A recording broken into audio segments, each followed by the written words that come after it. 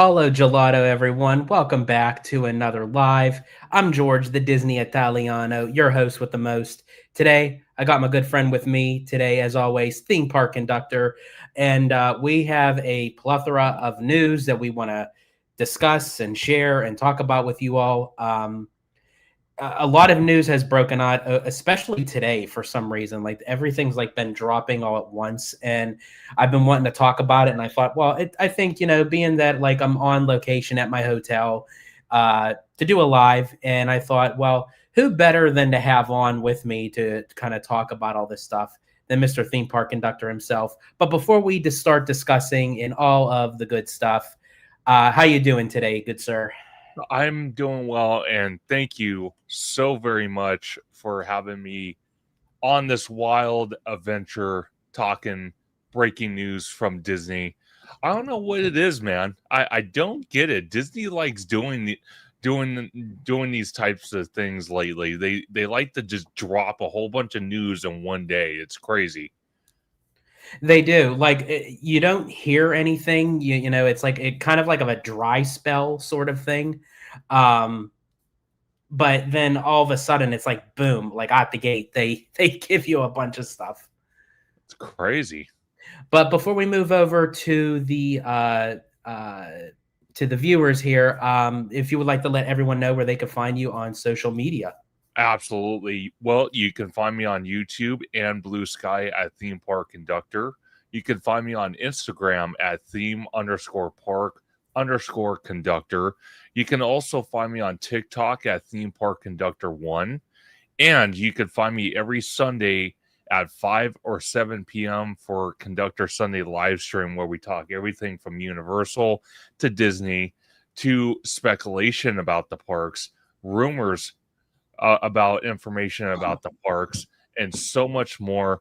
We just had a live stream with Orange Grove 55, and today, leaving today's podcast.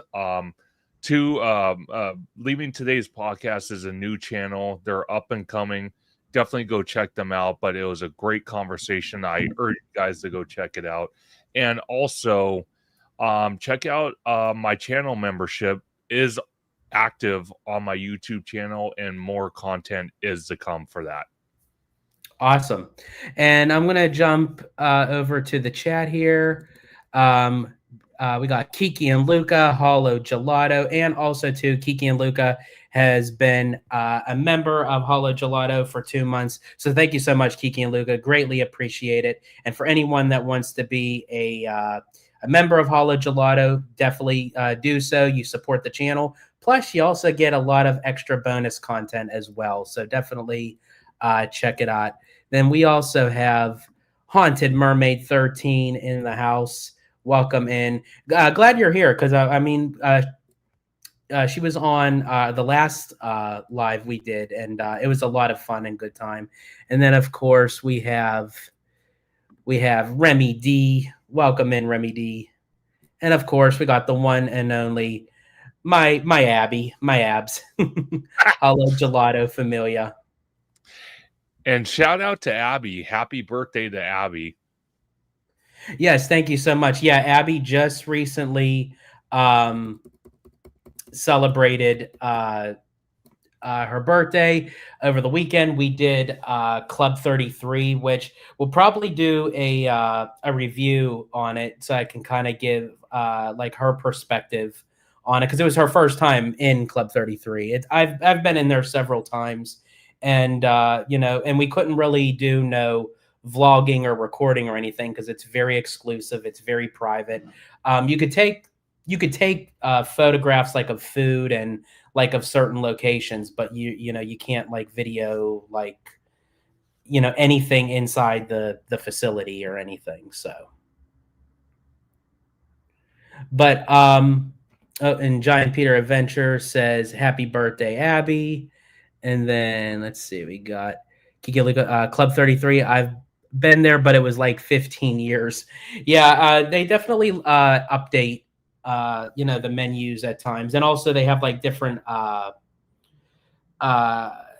events that go on, like especially like when they have like the Indiana Jones anniversary or the Matterhorn anniversary, so they have different things. They have different exclusive merch and everything, which we did get.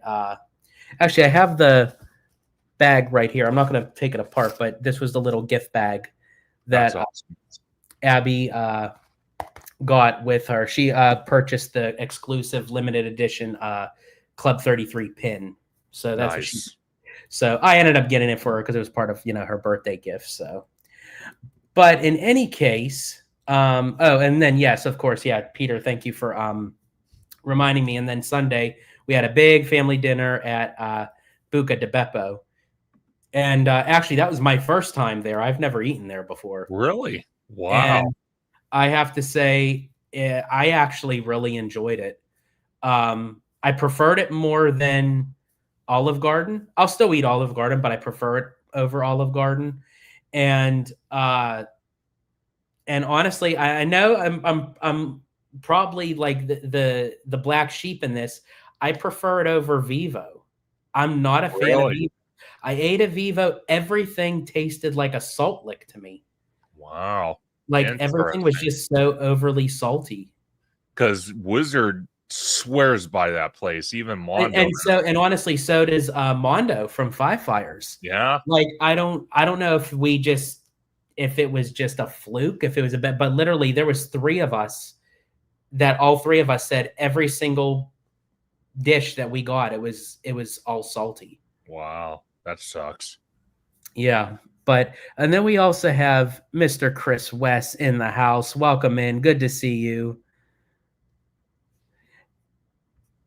Yeah. See, yeah, you guys like love it. I don't know what it is for me. I don't know. Maybe they knew that I was coming in. They knew what I was Italian, and they're like, screw this guy. It's like.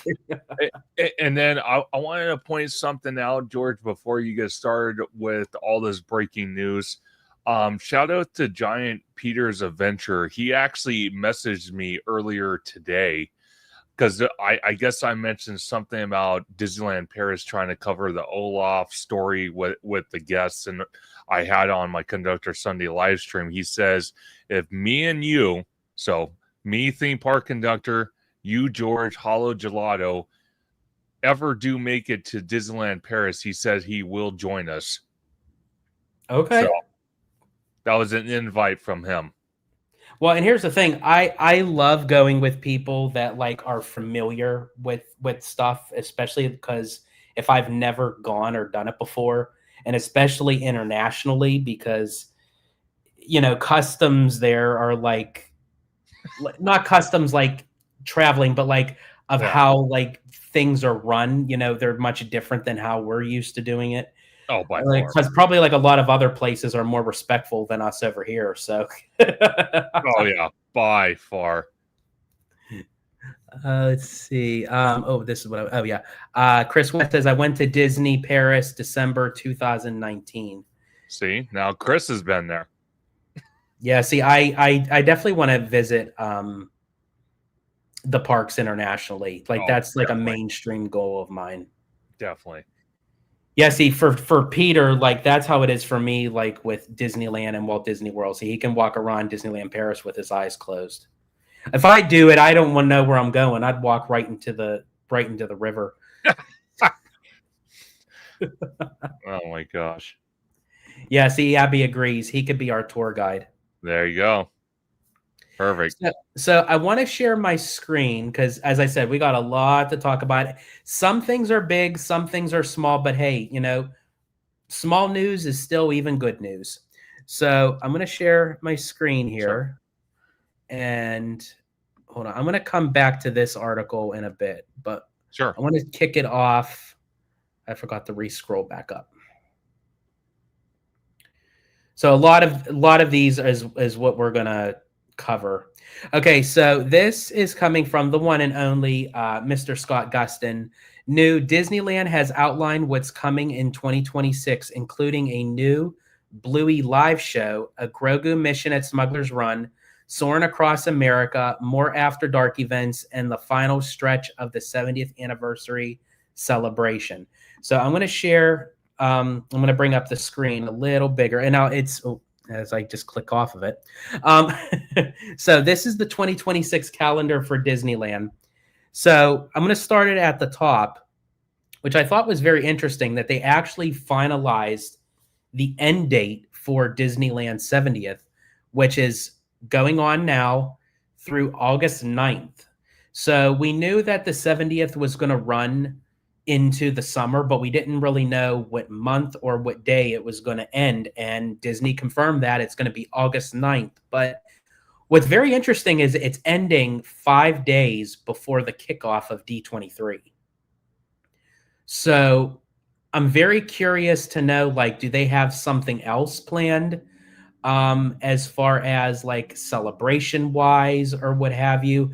I do know I've heard talks that they're planning on possibly doing something big for Mickey Mouse's 100th birthday. Now, that's not until 2028, but you know how Disney does, where they like to stretch out the celebrations and they like to kick it off earlier than what the actual day is. I mean, look at the 70th. I mean, the 70th was technically July 17th of this year. It kicked off in May and it's running all the way into August of next year. Yeah. So I wonder, since it's 5 days before D23, I wonder if at D23 they're going to make an announcement for another big special event, as I said, like Mickey's 100th, just to kind of amp everybody up, because D23 is every other year. So by the time they hold the next D23 after 2026, it'll be in 2028. So I think that they would already want to make an announcement or at least a teaser for Mickey's 100th. But what say you on that, Conductor, as far as like the 70th ending on August 9th, it being close to D23, Mickey's 100th, or even another big event? Like, what say you on all that? So it's pretty interesting to me by far that, looking at this calendar date and, like you said, you make an excellent point. It ending days before D23, it really honestly makes you wonder if there's something big coming. That's why they're ending it on August the 9th, or there's another reason because it just kind of reached what it needed to do, and now they're just on to the next thing.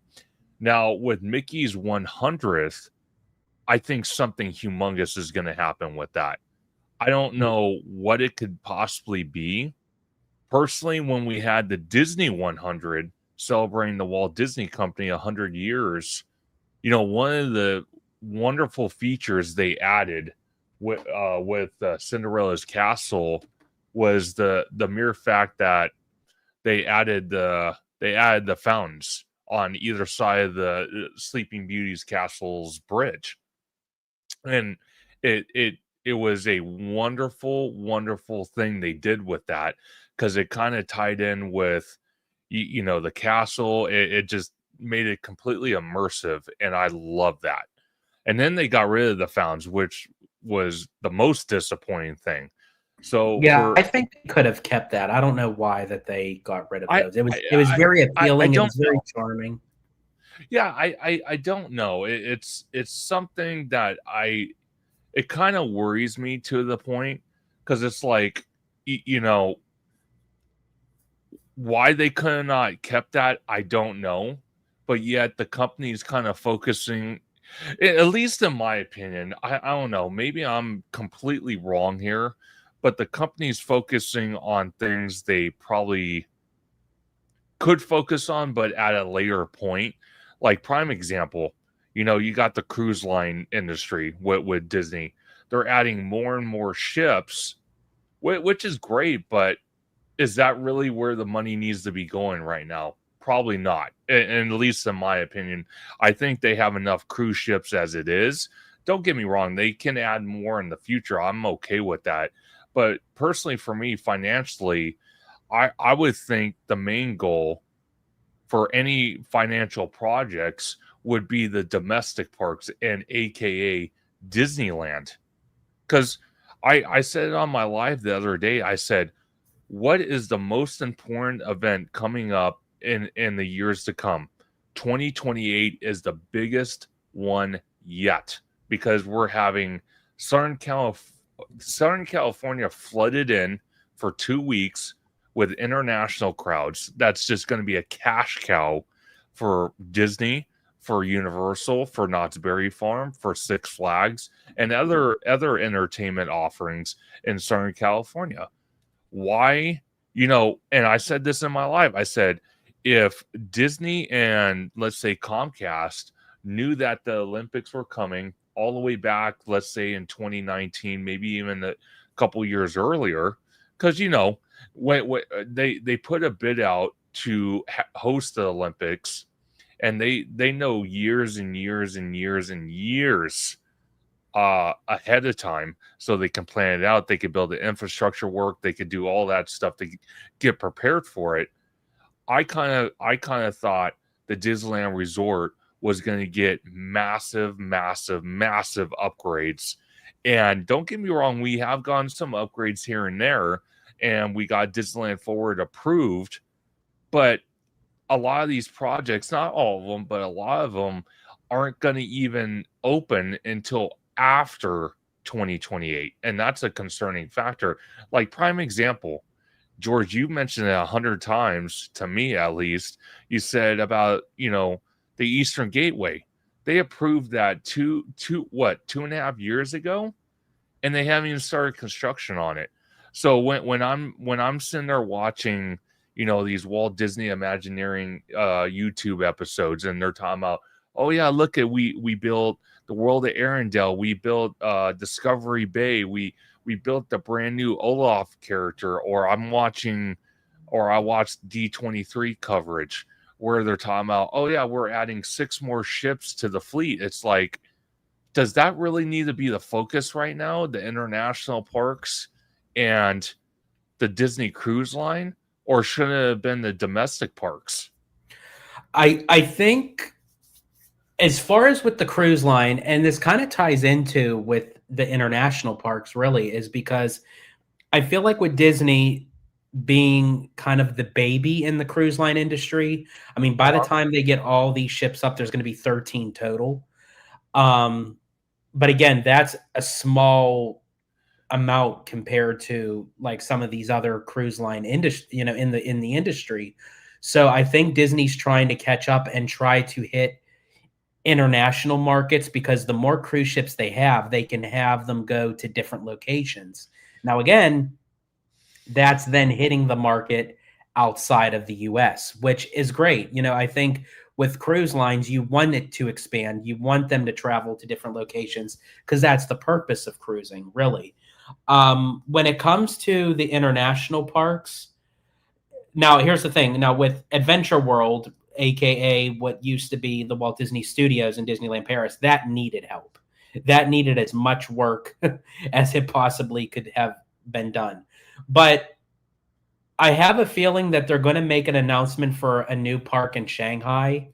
Obviously they just finished with Fantasy Springs in Tokyo Disney Sea. Now, I know that's run by the OLC, so you can't really count that because they put in their own money. But I really hope and wish that with all the projects that are going on for the domestic parks, that as much as they're all going off at once, that we could start seeing things kind of open up.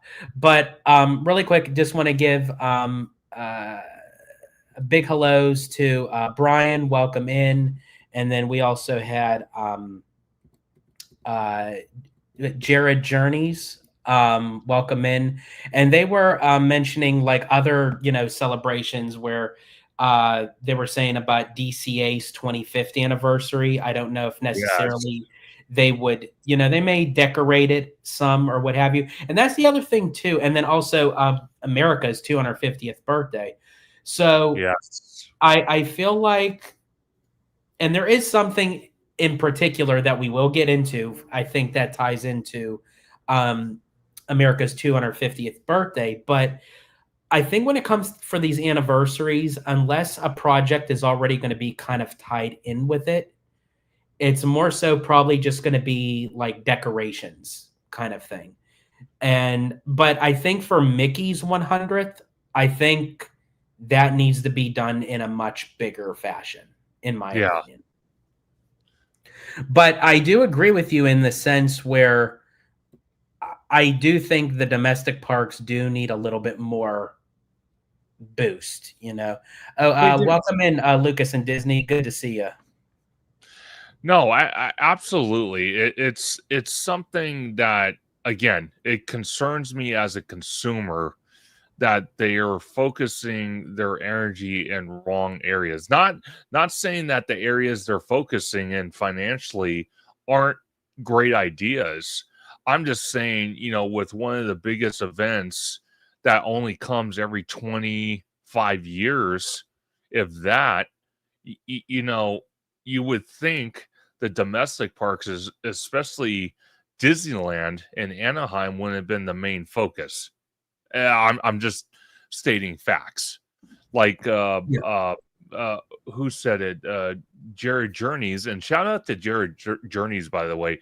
There are times he goes live in the park and he has like almost 1,000 people watching his live. The guy's absolutely incredible. And I've run into Jared Journeys many times before, and he's an awesome guy.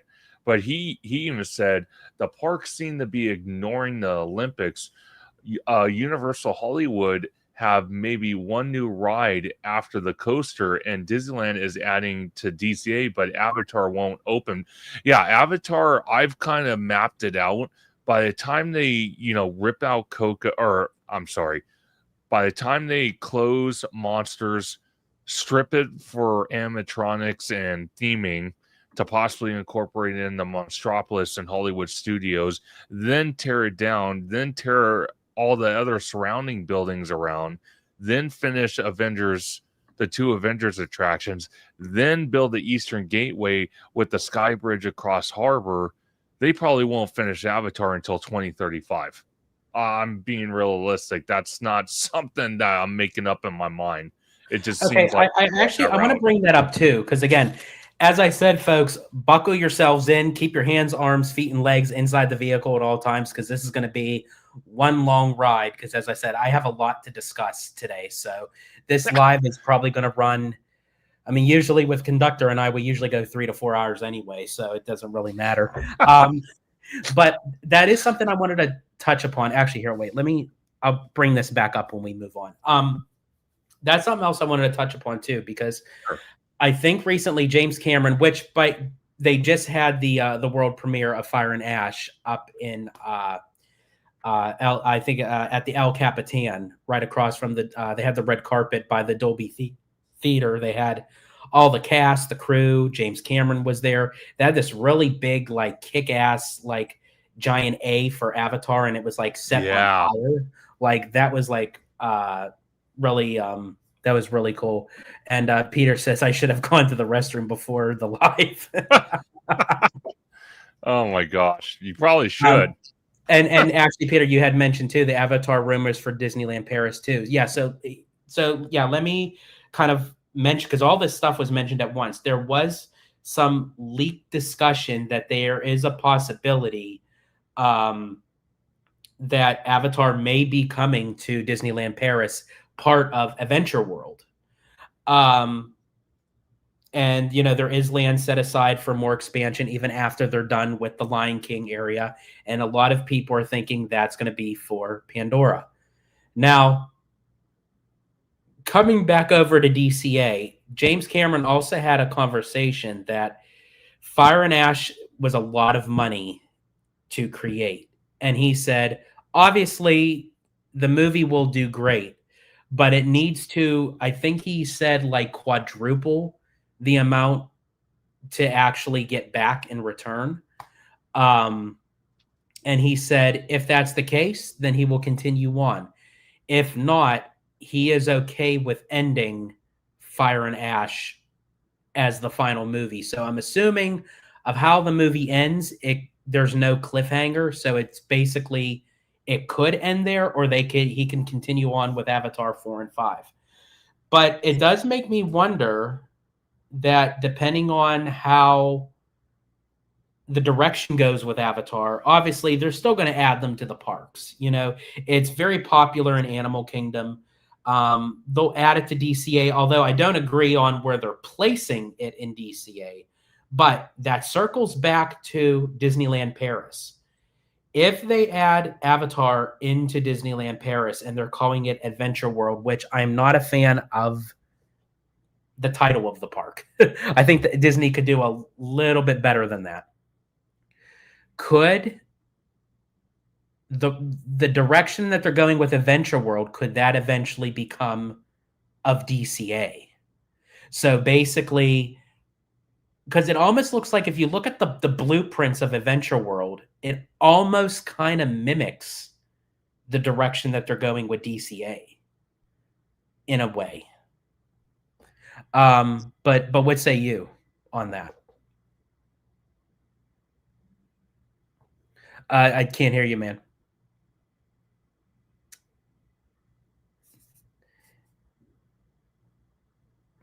You have no voice, bro. I'm muting myself. Sorry. There you go. No, it's. I don't know how I feel about the park. I really honestly don't know. You know, the name is kind of like, why in the hell would you call it that? I get why they called it that, but I don't get why they called it that. You know, it's almost like calling it Hollywood Studios, like in Magic Kingdom, but it's not Hollywood anymore. It's like it doesn't even make sense. So I don't know how I feel about it. I got to watch reviews when people are allowed in that second park, and kind of bounce off their ideas. So I'm not sure how I feel about it yet. I'm just going to keep an open mind. Okay. Yeah, I'm very curious to see. And here's another thing too with Zootopia 2 that just opened up. $556 million opening weekend globally. It's the fourth highest grossing movie to do so of all time, and the only animated film to do so. So, I mean, it broke all kinds of records just with its opening weekend. So, I hope that Disney looks at those numbers and says of how big and popular that the Zootopia franchise is, and I want to see more incorporated in the parks, not just with a Better Zootopia show crammed into the Tree of Life. Like I want to see what they have in Shanghai as an immersive land. You know, I want to see more. And as I said, I could see where Hollywood Land is of where Avatar is supposedly going to go. I still stand by that should be Zootopia. Still do Avatar, but just wait for them to do the Eastern Gateway and add it over into the Simba parking lot because we're waiting to see how Fire and Ash does. We're going to see if James Cameron's going to continue on with Avatar 4 and 5 anyway. So it's like we still have some time. At least with Zootopia, it's a safe bet, and you don't really need to change. I mean, obviously, yeah, you're going to change to make it look like Zootopia, but I mean, it's not going far from of having buildings and structures to like rock formations in Pandora. Well, see, it's interesting to me because we also talked about this on my Conductor Sunday live stream, talking about Zootopia 2 going into DCA. And I asked OG this question. I even asked the two guys from Leaving Today's podcast. I asked, when you look at the concept art, and the concept art does not do Disney justice whatsoever freaking ever. It just does not. When you look at it and you see the Sky Bridge going over harbor into the Esplanade, and you see the buildings off to the left that's supposedly a show building for Avatar, there is no hint that's Avatar. And you and me have discussed numerous of times as well, saying that you never, ever, ever, and I mean ever get married to concept art, no matter how much the company sits there and brags up and down the street, left, right, center, whatever, saying, "Oh yeah, look at this.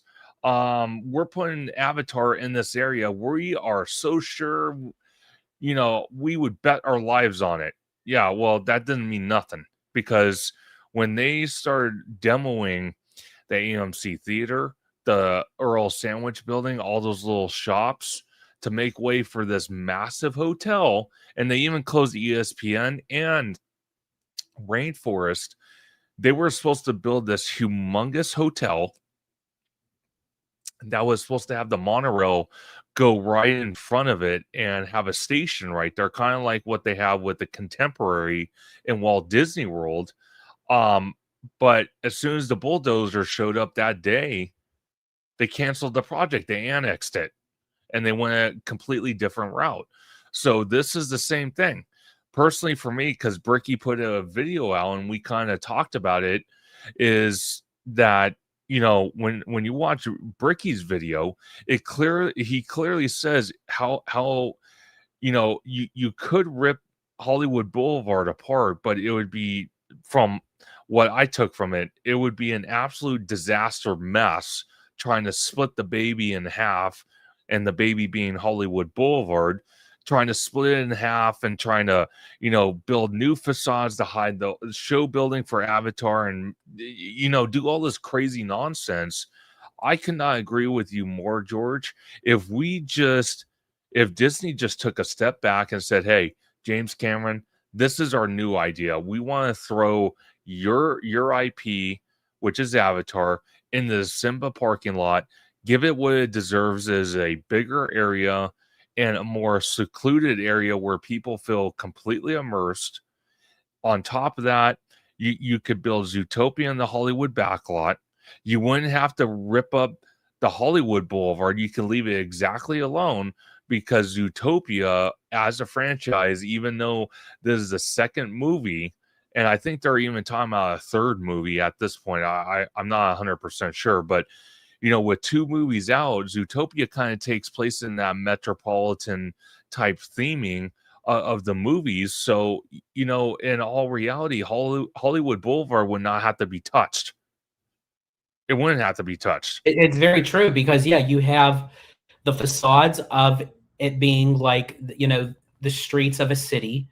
Obviously you could even add more things to it, where you could have like the animals popping out of the windows and the doors and everything. Like, you could revamp that whole area with a lot of different ideas. And Peter actually that's funny, James Camelon. Which actually that's very interesting, because I mean, a lot of people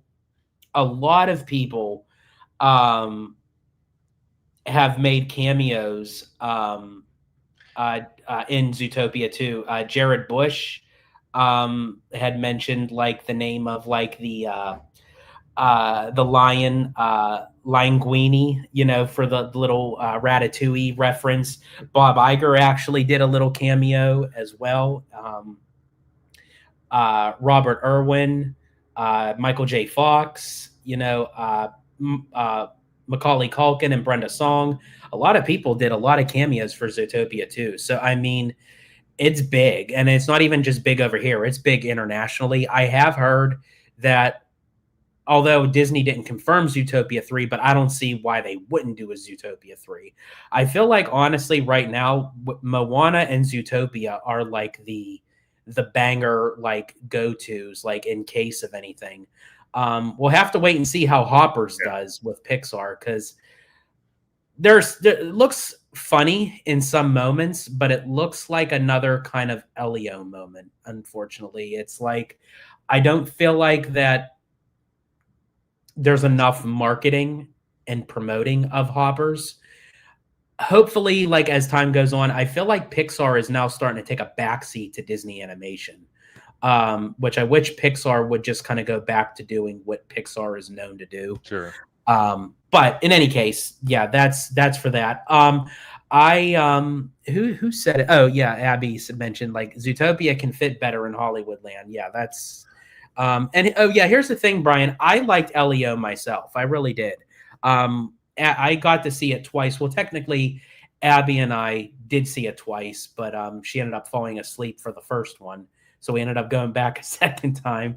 It was because she worked a double, and we were literally going to a D23 premiere of the movie. I liked Elio. I thought it was very cute. Was it Pixar's best? No. And I feel like with a lot of the rewrites and the change of animation and the storyline and the character development and everything, it really hurt the movie. But I think if they knew what they were doing with it, I felt like it could have been much stronger. Now, speaking of D23, really quick, I'm going to be bouncing kind of back and forth here because, as I said, there's a lot of news. And actually, Conductor, you and I had this conversation on the phone not too long ago because we were talking about D23 memberships. And I had mentioned to you that they stopped the D23 published magazines and they went digital. Well, recently, D23 actually ended up sending me an email. They probably heard me. And they said that they're literally canceling out the D23 magazines completely.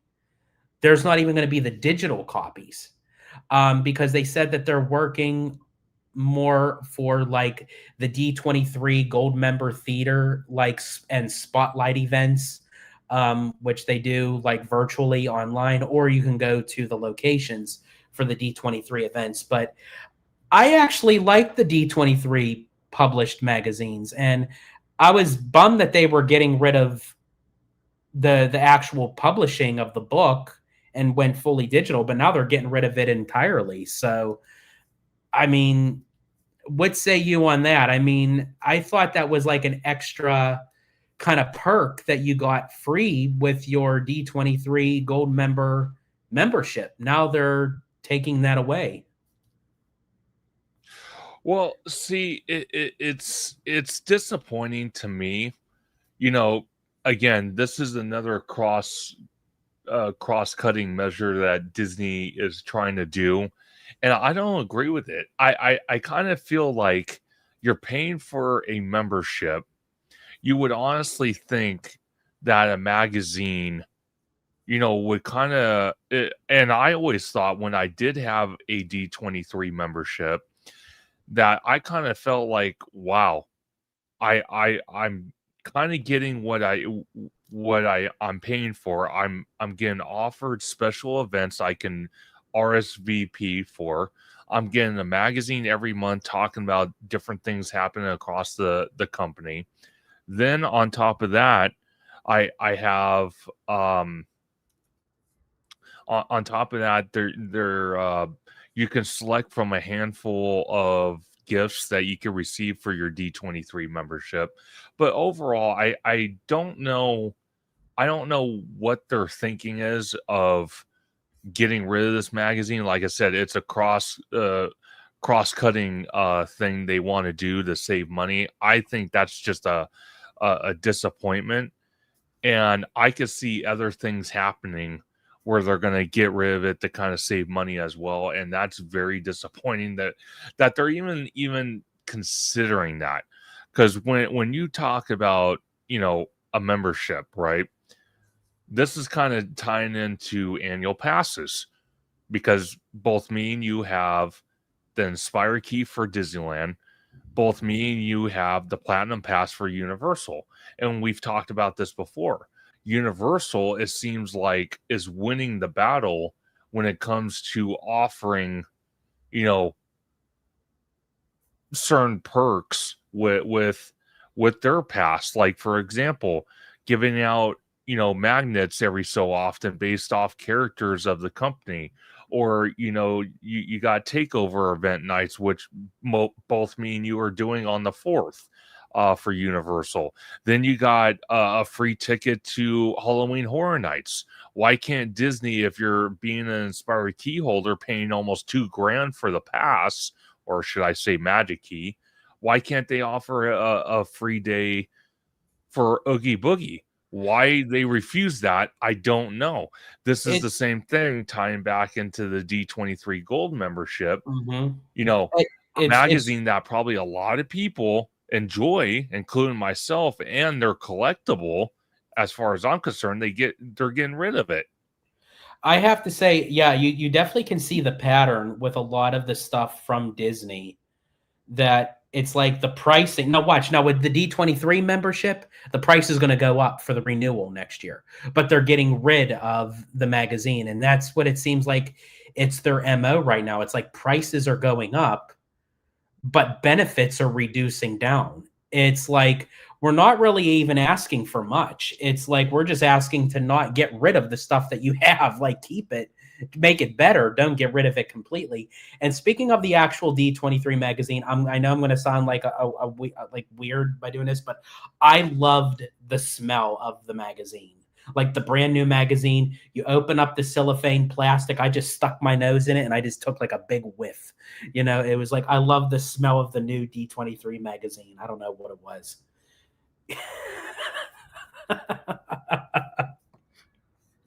But I want to give a shout out to Lucas and Disney, member for 2 months. Thank you so much.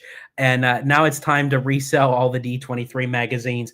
Yeah, I'm for sure they're probably now going to be worth something to the fact of that, that they, they're no longer publishing the magazine. So the older ones, I'm for sure might go for a little bit of a pretty penny there. You're mute, man. No, by far. No, for sure. And now it's like all the stack of magazines that you probably have, about 500 of them. Yeah, you start going through it and you're like, yeah, I can part with this one, part with that one, part with it. So that's going to be a fun one. Lucas says, I can imagine Abby just staring at George hiding in the closet, sniffing the D23 magazines every time he got it. Yeah, that would be me too. Hey, As there I you said, go. I'm just weird that way.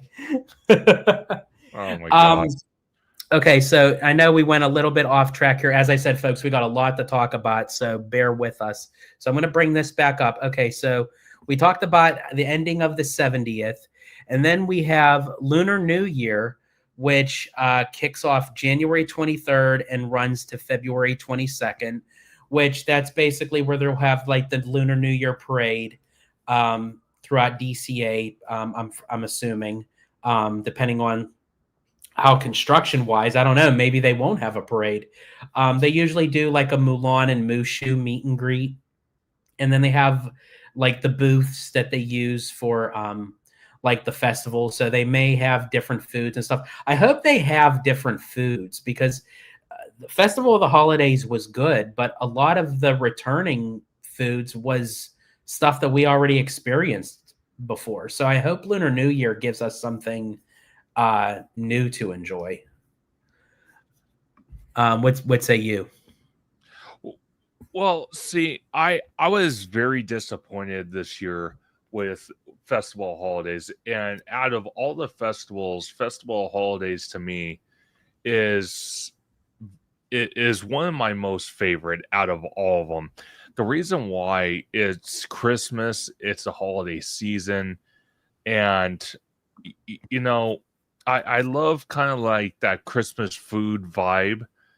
And the first off, going back to 2017 and shout out to Theme Park Obsession for this. He posted on X weeks ago. He said back in 2017 we had, what was it, 12? Yeah, 12 food 12. booths. Yeah. And now we're down to 6. And then out of the 6, more than half the items are returning items, either from the years past or items from other festivals that got brought to this festival, maybe with a little twist here and there. And then on top of that, one of the things I don't know if we discussed in either one of our videos. It might have been your video, but I don't remember. We went to one food booth, and of course, it just happened to be raining that day. God love Southern California.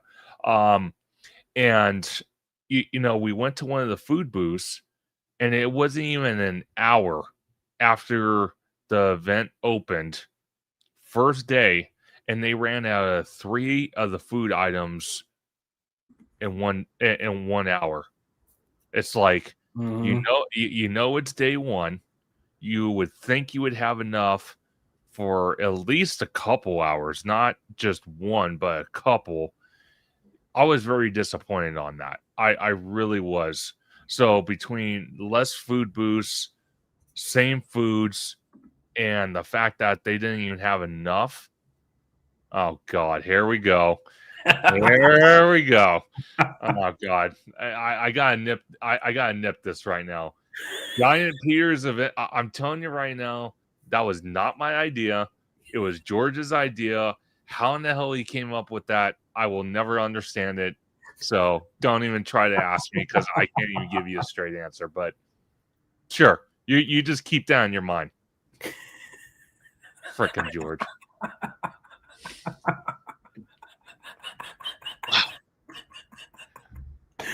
Oh my gosh. Um, See, now you can't even focus. Look at. See? oh my gosh. Yeah, I tell you, I don't know how to describe like what goes on inside my mind, but I think if you guys actually took like a microscope to actually see what it is like in there, it's probably like Dr. Seuss in there. Like everything is just like so like zany and crazy and imbalanced. Oh my God. Oh my gosh.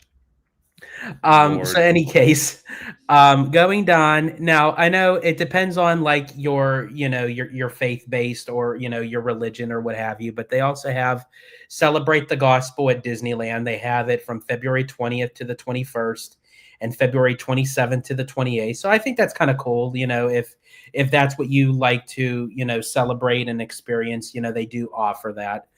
And then they have, of course, returning Food and Wine March 6th to April 27th. Now, unfortunately, we won't be able to attend the opening of Food and Wine because Conductor and I will actually be in Florida. But we will be back in time to at least experience Food and Wine because it does run through till April 27th.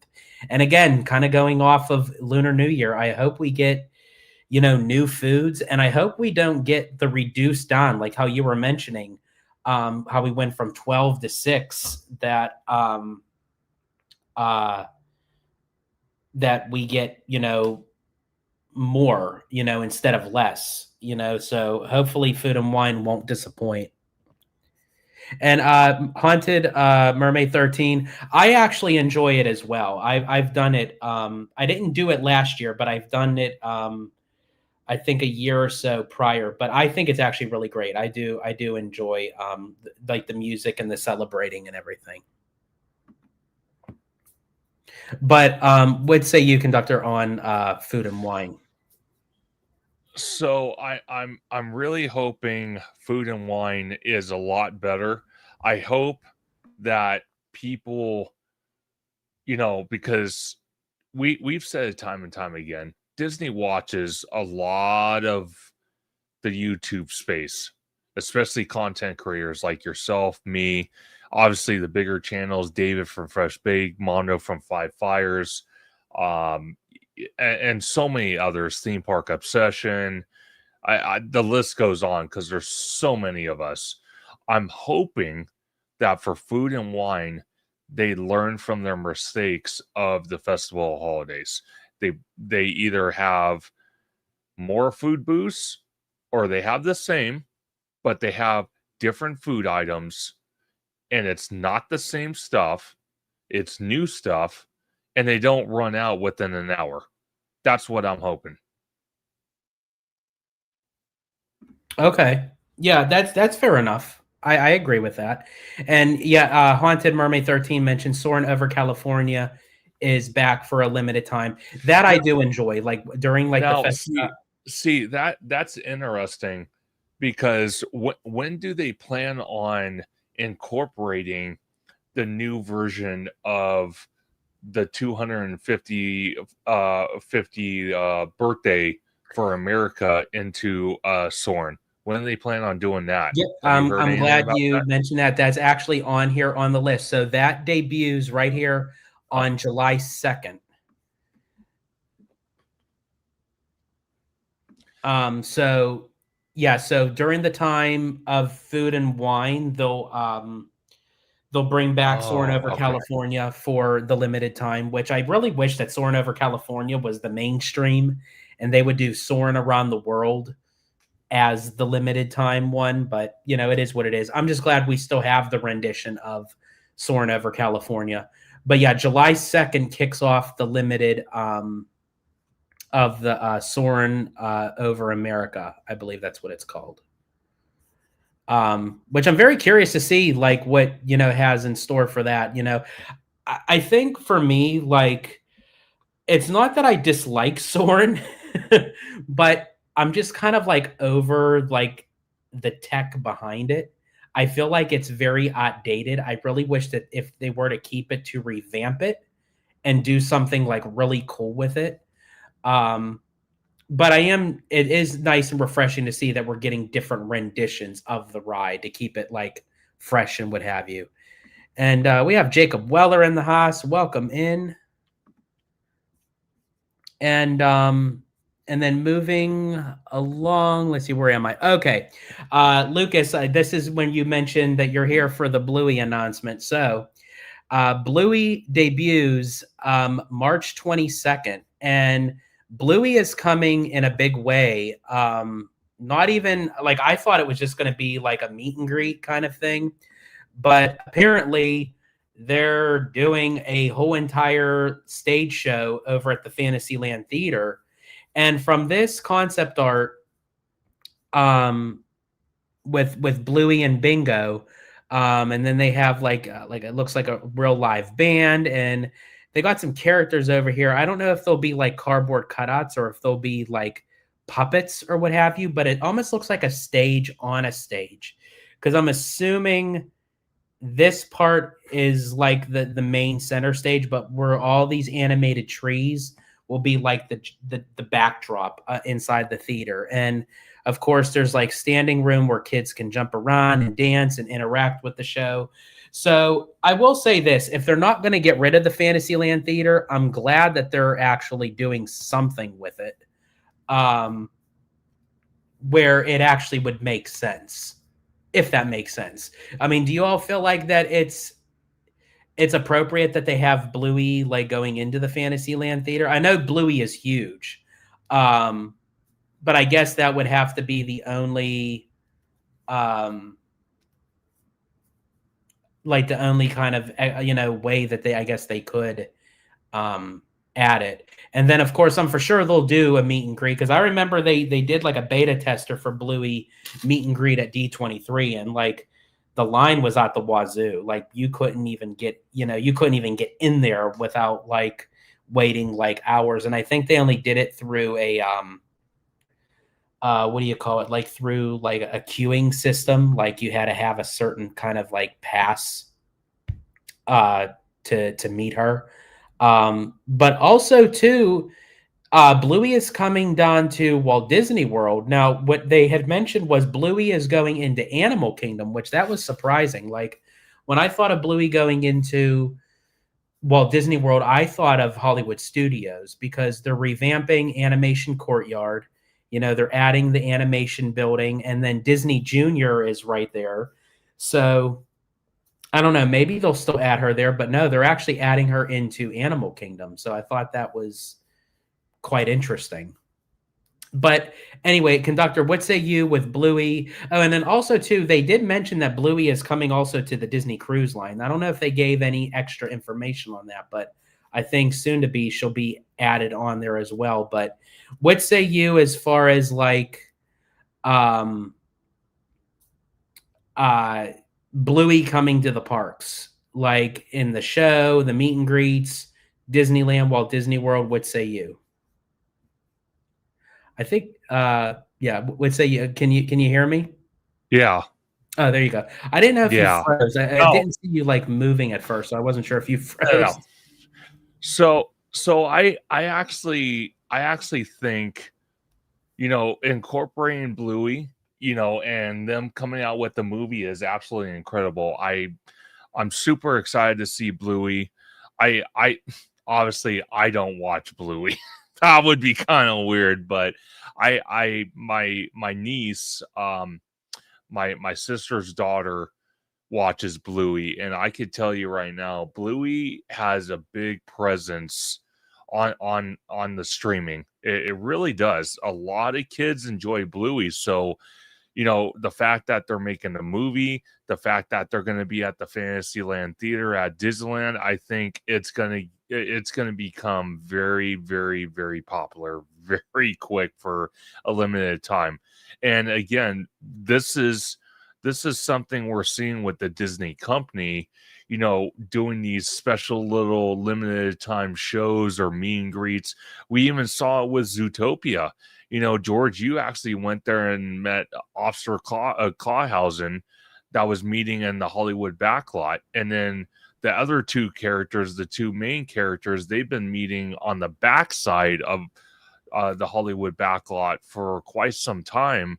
That's why I kind of originally thought that they were thinking about possibly moving Avatar to the Simba parking lot. Isn't that funny? Moving Isn't that funny though?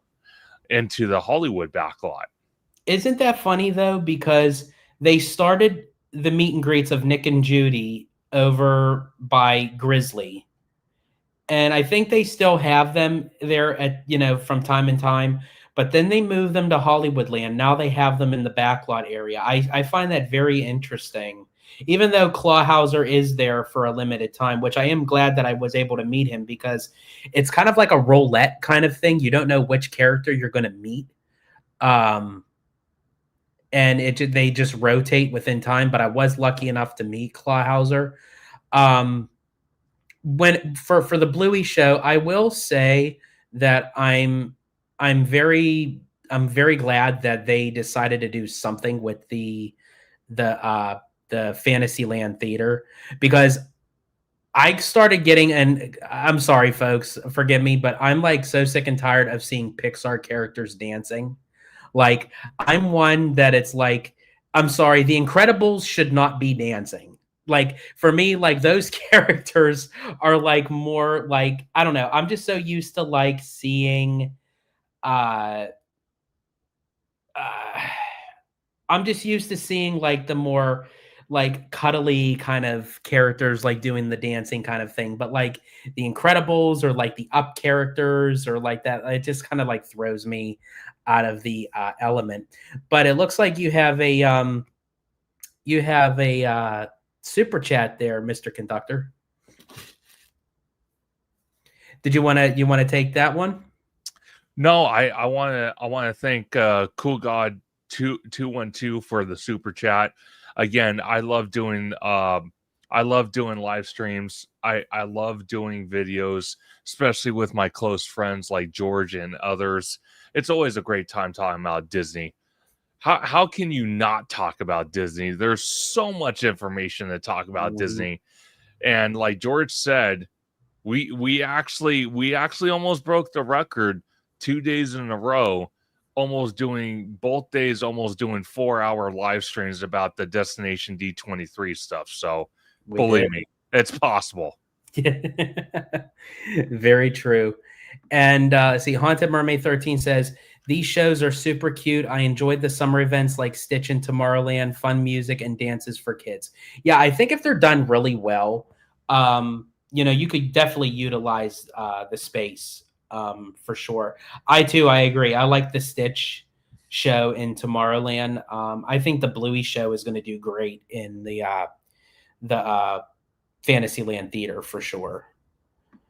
Let me see. Hold on one sec here. I'm going to go back to that.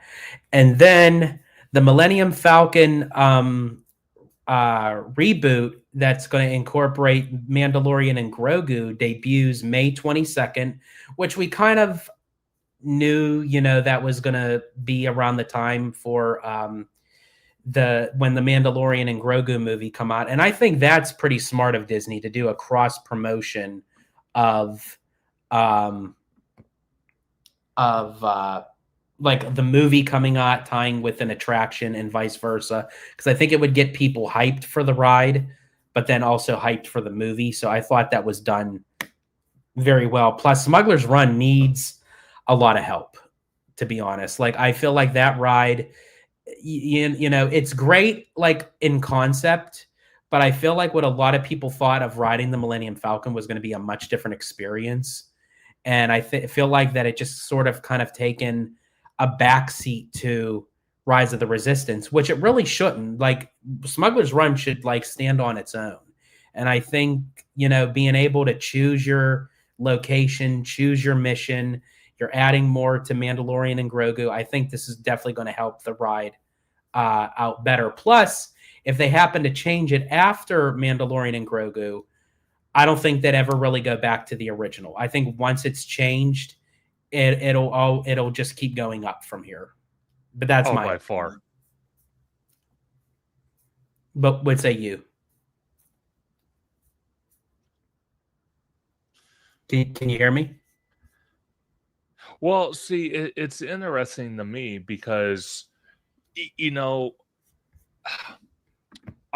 I'm really hoping, and I'm being serious on this. I'm really hoping that the Mandalorian and Grogu movie does phenomenal. I hope the new overlays they want to put on the Millennium Falcon does very well. You know, it's kind of disheartening in a way that Disney, unfortunately, out of all the Star Wars movies they have kind of been part of since they bought 21st Century Fox, or not 21st Century, Lucasfilms, I kind of feel like it's like on thin ice with them in Star Wars. I think they put a lot of bad taste in people's mouths, especially true Star Wars fans. Mm-hmm. But I do have to say, though, I do give them kudos for bringing back Ian McGregor and Christian Haydenson to play in the Obi-Wan series. I do have to give them credit for that, because out of all the Star Wars movies, even though I like the Star Wars movies because I like seeing Kylo Ren, I like seeing them bring back Princess Leia and Han Solo for whatever time they had in the movies, but the Obi-Wan series, you can't tell me that people were not excited to see Hayden Christensen put back on the Darth Vader costume, and Ian McGregor putting back the Obi-Wan costume, and them going at it, even if it was only one season. And hopefully they bring back for a second season. But you can't tell me as a Star Wars fan or a fan you didn't like that. I have to say, a lot of people gave the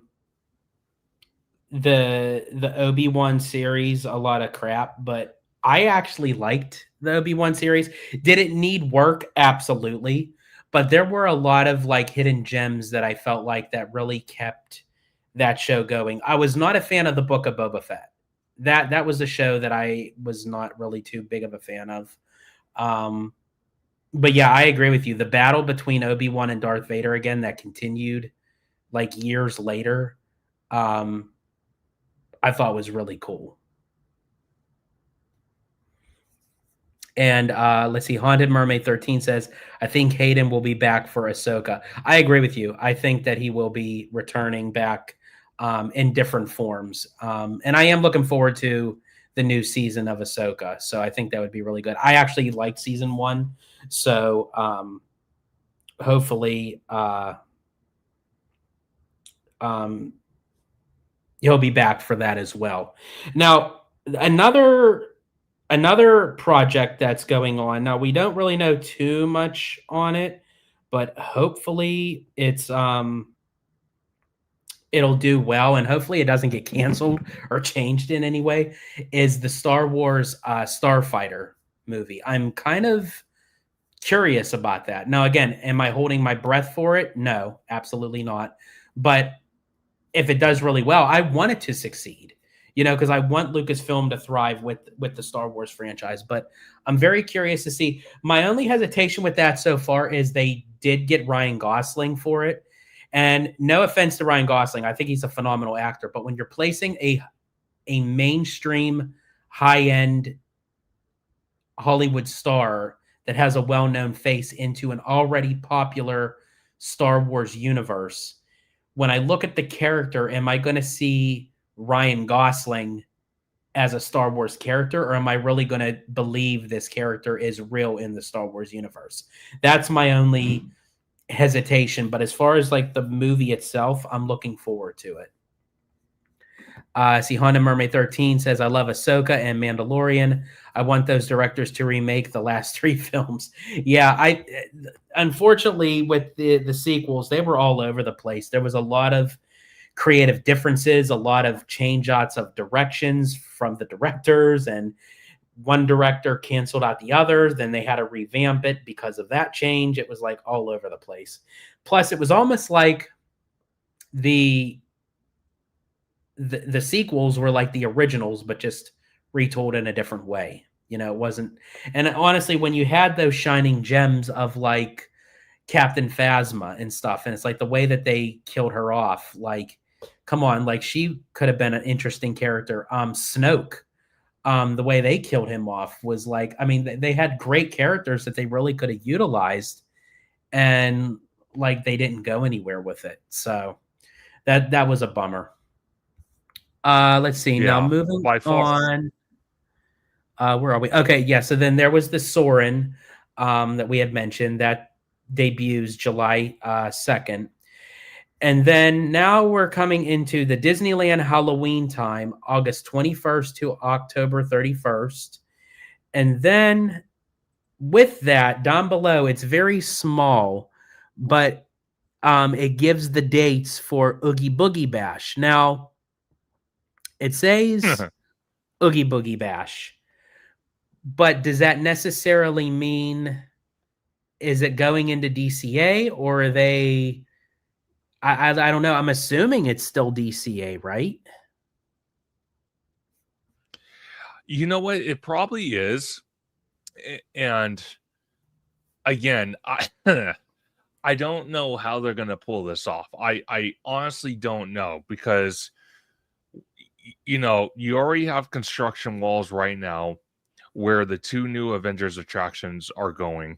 You have a construction wall between Avengers Campus and Cars Land. So you have to go all the way around if you want to go to Cars Land, and vice versa. If you want to go to Avengers Campus, you have to go all the way around. Then they're going to have construction walls where the Pixar Pier Gate is, next to Paradise Gardens, where Coco's supposed to be going. That's the indoor dark ride based off Shanghai Pirates. I don't know. I don't know. And then like Haunted Mermaid 13 mentions, DCA is going to be celebrating its 25th anniversary next year. So I don't know how in the hell they're going to pull this one off. I don't know. Personally, for me, like I said, me and you have talked about it until the cows come home. I honestly think they should just move Oogie Boogie to Disneyland and just keep it there for the next couple years while DCA goes through an Epcot construction wall transformation.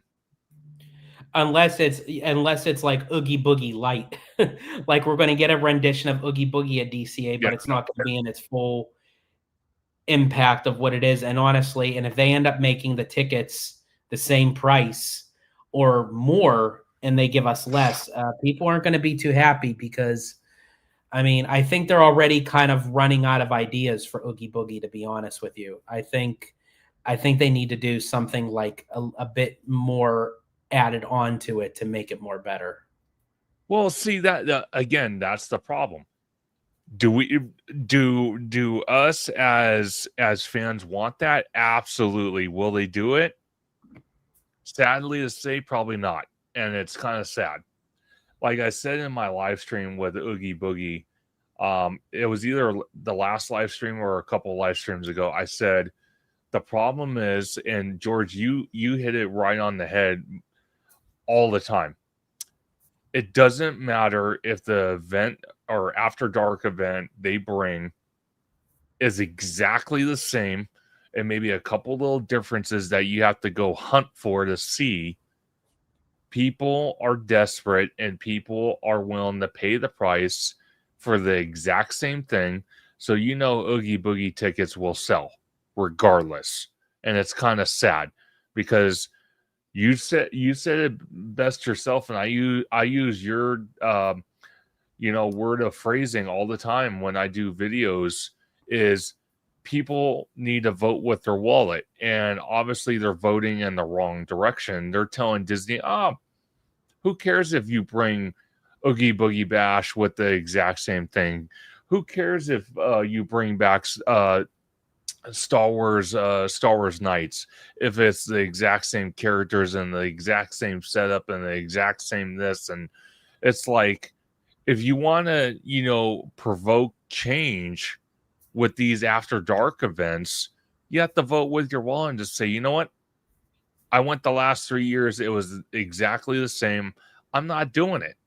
That's one thing I give credit to Universal. Halloween Horror Nights changes every single year. We're getting the second year of FanFest nights, and I cannot wait for that. It's going to be completely different from what it was last year. Then you have other events, Grinchmas, minus Grinchmas. It's been very similar to the same, but they do add a little bit extra to it. It's not exactly the same. So if Disney would honestly take a step back and say, hey, what can we bring new to the event and entice people to come back that may have not bought tickets to the event previous years, then let's think about it. But will they? Probably not, because they think, oh, well, we're already doing enough for the guests. We're already building, we're expanding DCA. We're possibly expanding Disneyland. We're bringing new restaurants to downtown Disney. Why should we add more to the After Dark events? It's working as it is. People are paying for the exact same thing we're offering every single year. So why bother? Yeah, I completely agree with you, because Disney knows all they have to do is just bring something back and people will buy it. So they don't have to put in an effort to change or alter anything. That's just how it goes. And here's the thing, I'm guilty of that because I enjoy, still going to Disney, but it's like it is very hard where you do have to vote with your wallet because that's the only way. But in order to do so, it can't just be a couple hundred people. No. See, that's where Disney knows they have everybody because it's such a well-oiled machine and we're such loyalists to the company that even if it was a couple hundred people, it has to be almost like 90 to 95% of the people to not go, which that's basically damn near impossible for anyone to really achieve. And that's why Disney knows they don't need to do anything. Where with Universal, they know that they have a contender on their hands, but they have to prove themselves. So they have to do more because even though Universal is popular, people do go. Yeah. But they have to give those incentives, those extra things, because it's something that Universal has never really done before with like the After Dark events and stuff like that. Well, see, one of the things I noticed with Disney, and maybe I'm just, missing it, but when I go to Universal, especially for an After Dark event, we'll probably see it when we go on December the 4th for the Grinchmas takeover night, is right before you exit Universal, they usually have team members out there that want to get your honest opinion about the event, and kind of typically ask you, what did you enjoy about the event? What could we bring the next time around? What would you like to see? What did you not like to see? They kind of go all out to kind of interview people as they're exiting the event and try to get an idea what they can do for the next year's a takeover event. And I love that. Disney, on the other hand, as far as I know, they don't have cast members in the Esplanade asking, hey, can we get a brief survey real quick? Can we ask you these questions? If anything, they send you an email. And most of the times, I'm going to be honest with you, most of the times people don't take the time to answer those emails. And honestly, Disney used to do those survey things where they have Yeah. cast members. I actually attended a little, I don't want to say a seminar, but it was like a little bit of a guest kind of meeting, so to speak, where they actually had a camera linked up to Burbank, and Oh, they were wow. literally watching us. And it was in DCA. They took us in the backstage area. There Huh. was like 6 of us, and they paid us $75 for our time. Oh, shit. And I was like, hell yeah, I get to go backstage, get paid $75 to talk about my thoughts on Disney. Why not? And that was actually, I think that was my first or second time going to Disneyland. So that had to be in 2011 with all the construction at DCA. Too bad they weren't doing that anymore. People probably caught on to that. They're like, oh, I'm at the park and I could get $75. Oh, sure. Yeah, and that's probably going to be unheard of now. But Oh, yeah. We have Zachary Cleary in the house. Welcome in. Says Universal Orlando Resort has leg up from Walt Disney World when it comes to the events. The events at Universal change it up every year. Honestly, Disney needs to step up on the events side of things. Absolutely agree. 100%. Especially because they keep on repeating the events. Like, even though they reduced it down, we're still getting Star Wars again this year. We're getting Sweethearts Night, which is fine. Abby and I are going to attend again. They are bringing back Disney Channel Night again, which Abby and I didn't attend, so we're going to attend this year. And then Lord help us all that we're going to try for that 70th fan favorite night. We only have, there's 2 nights to that, and it's a brand new event. And you think that we would have an opportunity to try for both nights or one or the other? Nope, just the one, because it's literally the first night is the day before we leave for Florida. Of course. Yeah, it's just atypical of that statement. Of course. Oh, my God. So, yeah, that's going to be – so December 9th is going to be a fun day. Sure it is. Indeed. Sure it is. Now I'm gonna and then also to wrap it up as far as like with the 2026 events go, they're still gonna do the Plaza de Coco, which starts August 21st, and then the Christmas holiday season starts November 18th, and that pretty much wraps up for like the 2026 calendar season for Disneyland. Now I want to share my screen for this next thing because this was actually very interesting. And this is courtesy of WDW News Today. But this is their page, the DCL News Today. And it says, Muppets will appear live on Disney Cruise Line. The Muppets will soon be making live appearances on Disney Cruise Line as well as Disney parks. So this says, let's see, a special edition of Time Magazine about the Muppets included an interview between writer Chris Nashawati, and I do apologize if I didn't pronounce the name correctly, and Muppet Studios Vice President Lee Slaughter. Slaughter said that fans want some laughs and a little bit of joy from the Muppets. We're here to make the world a whole lot happier and a little weirder. Hold on, I'm just going to kind of like shorthand this. So then they mention about like the Muppets taking over Rock and Roller Coaster, which I will be getting into that because there's some interesting stuff with that.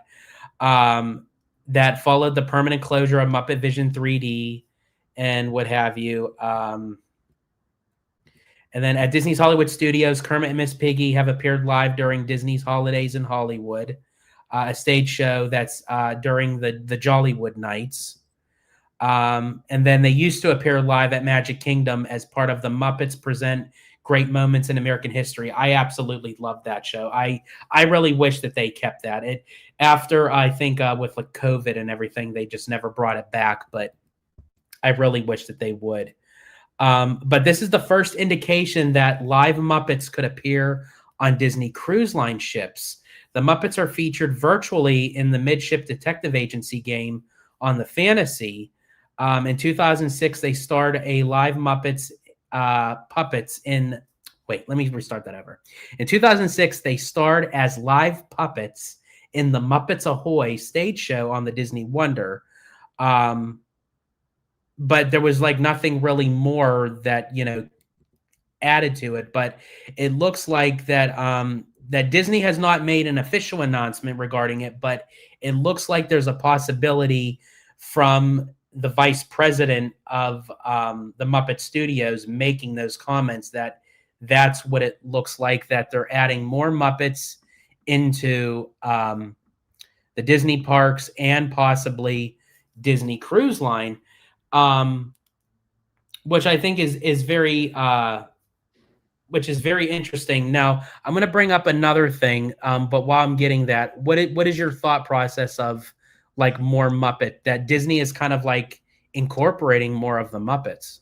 So I actually think it's a brilliant idea, because people were very distraught when they were announcing they were shutting down the Muppets Land and Muppet Vision 3D and getting rid of Pizza Rizzo's and all that stuff.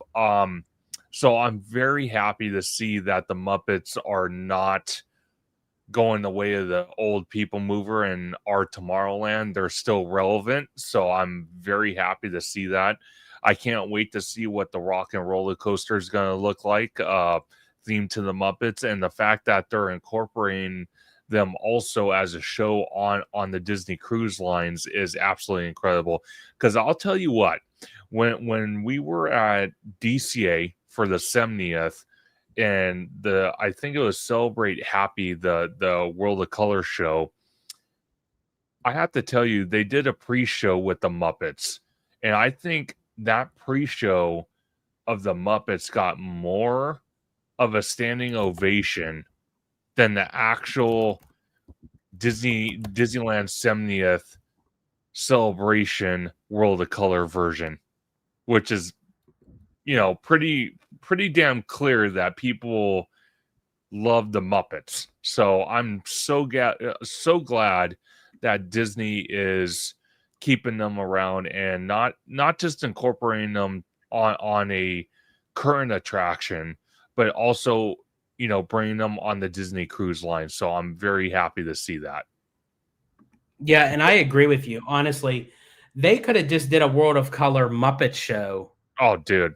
And that would have been awesome. Like literally, because they sang the song like Rainbow Connection at the end. They incorporated Boyz II Men and everything. Just make the whole show the Muppets, because you're right. The pre-show I absolutely loved. I was bored to death with the rest of the show, to be honest. Oh yeah. I really wish that they would just bring back the original World of Color, to be honest with you. Yeah. Like that was the GOAT. I mean, it doesn't have to be like the same exact, but the same kind of pattern of a show that it was. Sure. I wish it was. Now, still speaking of the Muppets, and we mentioned about it, returning into the parks and what have you, but this I thought was quite interesting, and this is coming from Scott Gustin. Disney has permanently blocked off the Rock and Roller Coaster pre-show as work begins on its transformation into Rock and Roller Coaster starring the Muppets, opening summer 2026. The phased work will continue until the attraction closes at some point in 2026.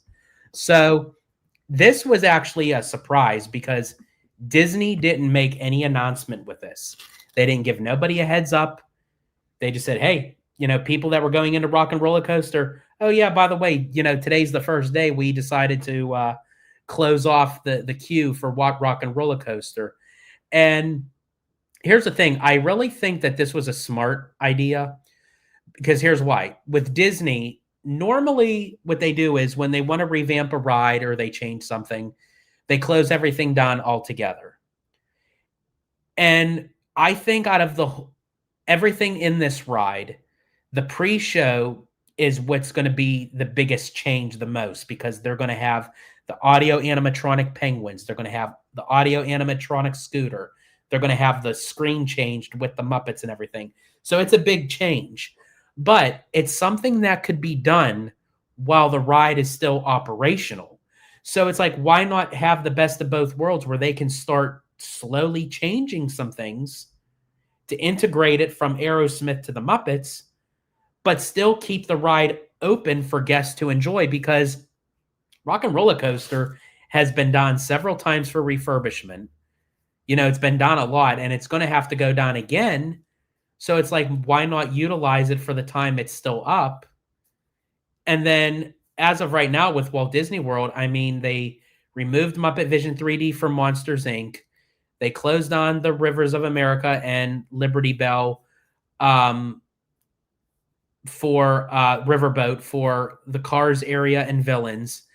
Most of all of Dino Land is closed on for Tropical Americas. Dinosaur is soon to close for Indiana Jones, and Encanto is going in there and everything. So a lot is down right now. And I don't think really Disney can afford a lot more stuff to be closed on until it's appropriate time. So I feel like that they could still keep Rock and Roller Coaster operational while they're working on one of the bigger changes of the ride. I think that's very smart, to be honest with you. So it's very smart, in my personal opinion. The fact that they can slowly start updating the attraction to the Muppets by doing something like this, and once they do close the coaster, it'll give them a chance to kind of really, besides theming it with the show elements that they're going to put on the track that people can see of the Muppets, but also kind of dive deep into why the coaster kept going down, maybe fix those issues, maybe update some technology on the coaster that probably needs to be updated. So I'm glad that they're doing this. But you're absolutely right. They have so much across the board at Walt Disney World closed because of new things to come. It's something brilliant that they're doing over there. Now, when they do something over here at Disneyland, I couldn't agree with you more. For some reason, when they want to change something or fix something, they close the whole attraction down. And we see it all the time. It backs up lines across the resort. So, for example, let's say, I don't know, Thunder Mountain goes down because they're refurbing it or they want to add something or something.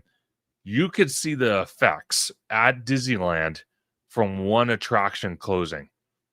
That's the same thing kind of here with Walt Disney World, because I think, George, you were telling me throughout the entire resort, they have just as many rides as they do at Disneyland.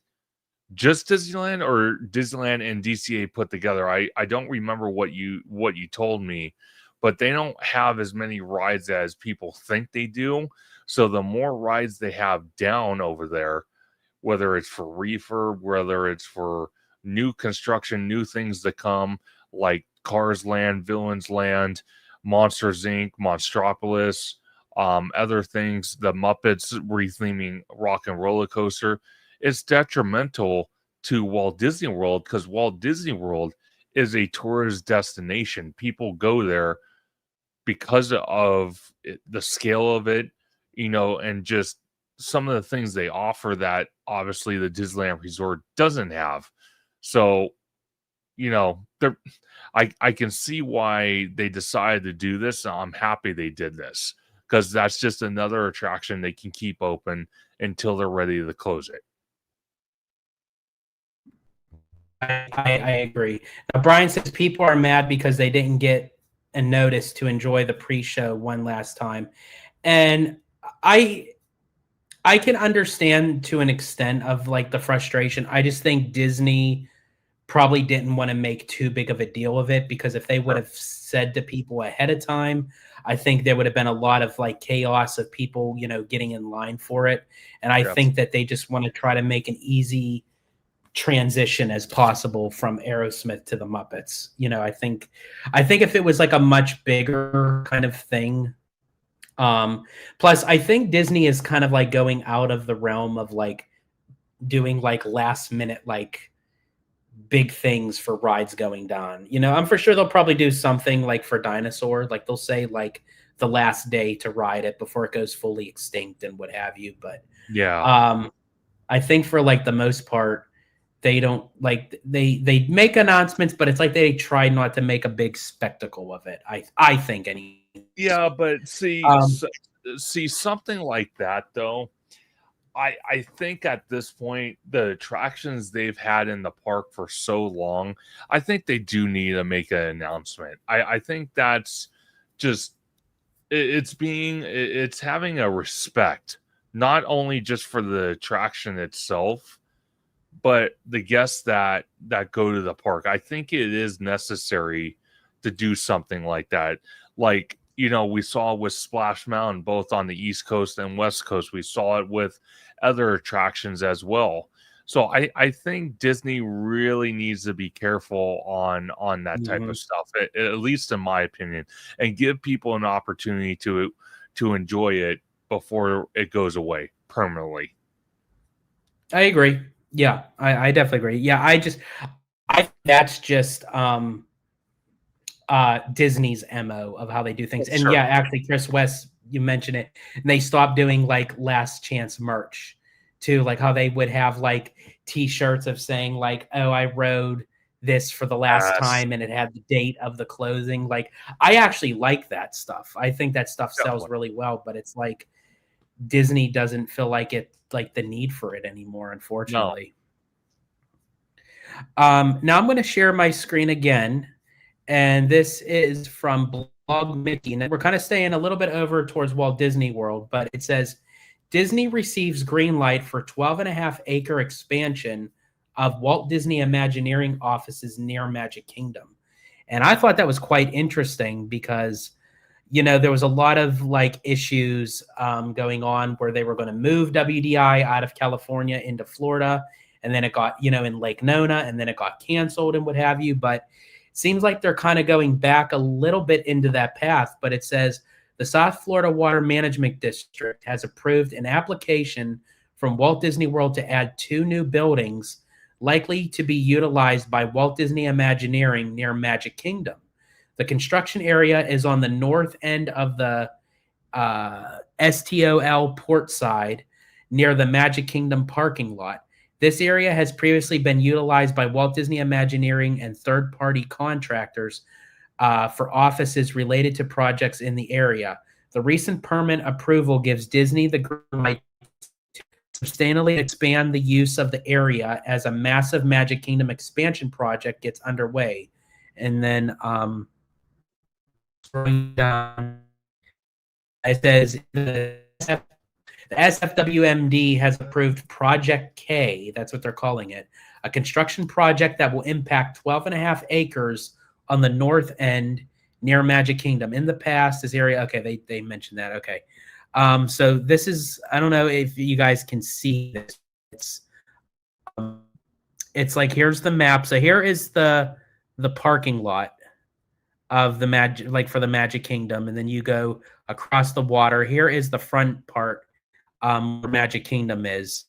This little pink area, that's where the location is going to be for the buildings. And this is, I guess, from like Google Maps, but this is the area right here. Well, that's going to be utilized. See, it cracks me up though.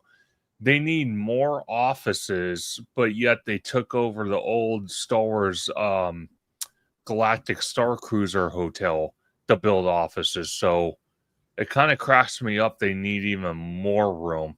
But hey, if they need more room, they need more room. Do you think? But do you think that could alleviate the Star Wars so they can actually get rid of that? Yeah, they could. Yeah, I don't know. I'm still disturbed that they spent all that money for that damn thing. And I am too. I knew. I hate to be a negative Nancy, but I knew that was going to be a major blunder. Well, see, it didn't have to go that way though. If they wouldn't have said, "Hey, $3,000 for what, 5 days?" I would have said, "Okay, sign me up. I'll fly out there for $3,000 for 5 days." I think that would have been kind of worth it. But to sit there and I don't even remember the insane prices of that damn thing and how much theming went into that, and staff they had to pay to basically live in the hotel 24/7, and not to mention our Galaxy's Edge lost out on the restaurant they put into that damn hotel. So we lost a immersive restaurant in our land that when they were building Galactic or Galaxy's Edge, they actually built the infrastructure for that restaurant, and we lost it to the damn hotel, and now the hotel's been annexed. It's just like, well, since you don't have the restaurant anymore, could we at least get the restaurant here at the Galaxy's Edge in Disneyland? Because you already built the damn infrastructure for it. Might as Yeah. well just do it. Hell. But yeah, that's what I'm hoping, that they could eventually move the offices over to where this 12.5 acre is by Magic Kingdom. I think it would be very appropriate and fitting to place it there, that it's literally right by Magic Kingdom, Yeah. with all the projects going on. And then, again, maybe if they move them out of the office, because I think they only utilize them as offices so they can get the like the tax write-off that they had to keep the building there. But now that I think it's expiring, they'll probably move Imagineering out of there, probably demo the building. And honestly, I would say, yeah, add an expansion to Galaxy's Edge, or add another whole land and expand out Hollywood Studios. Do something with it. Well, see, I'm okay with that. Don't get me wrong. If they see $6,000, that's even worse. No, but I'm okay with that. But before you bring the wrecking ball and knock it to the ground, at least strip the damn thing, sell off what you can't use, and like the whole restaurant, the theming of it, the tables, the chairs, the silverware, the artwork, the facades, the stages, all that stuff, carefully remove that, put it in storage, and then eventually incorporate that into Galaxy's Edge, where you already built the infrastructure for the restaurant, and bring the restaurant back to life. You already have the infrastructure there. All you have to do is basically put lipstick on a pig and take all the theming and stuff, throw it into that building, and call it a day. You already have it. There's no sense of taking a wrecking ball and destroying it and then saying years later, oh, crap, we shouldn't have done that. We could have just saved money by stripping it out and putting it in storage until we were ready.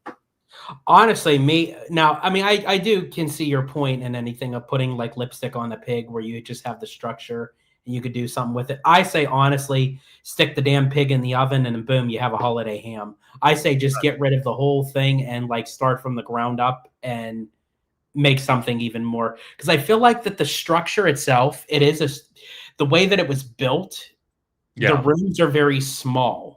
So I think that's why they use them as offices, because they're like cubicles, so to speak. Oh, sure. So I think the way that they built the building, because of what it was supposedly for, I don't know. I mean, not saying that they couldn't do anything if they really gutted it, but I don't know. I just say, honestly, I wouldn't even want to look at that building anyway. Like, I just say get rid of it, to be honest with you. Yeah.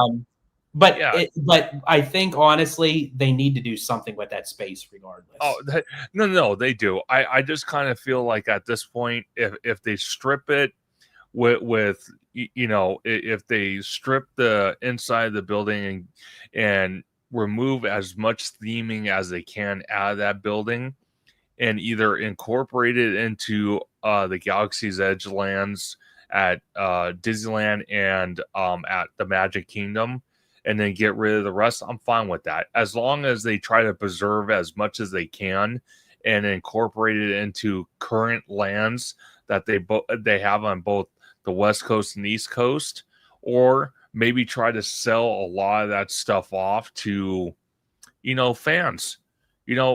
Who's to say that they couldn't, host some type of auction somewhere on property and allow people to come in, Disneyland or Disney guests, and try to bid for this stuff, because I'm sure guests would love that, own some of that stuff, especially what Chris West was saying, $6,000. Well, most of us couldn't even afford to even go. So why not own a little piece of history, even though it was a failed history, but I won't get into that. But why not? Very true. I mean, yeah, I think in time, as I said, they're definitely going to have to do something with that area. And I Definitely. wonder if putting WDI over in two brand new buildings that are going to be slated for that 12 and a half acres by Magic Kingdom, I think that might be a starting point Sure. for it. Now, I want to bring up, because actually, Brian, this was actually a topic I was going to bring up. So since you brought it up, I think that's a great segue. Did you see Daddy Josh saying he wants to focus on experiences and video games? What do you make of that? Sounds like co-CEO, someone else doing studio and streaming for me.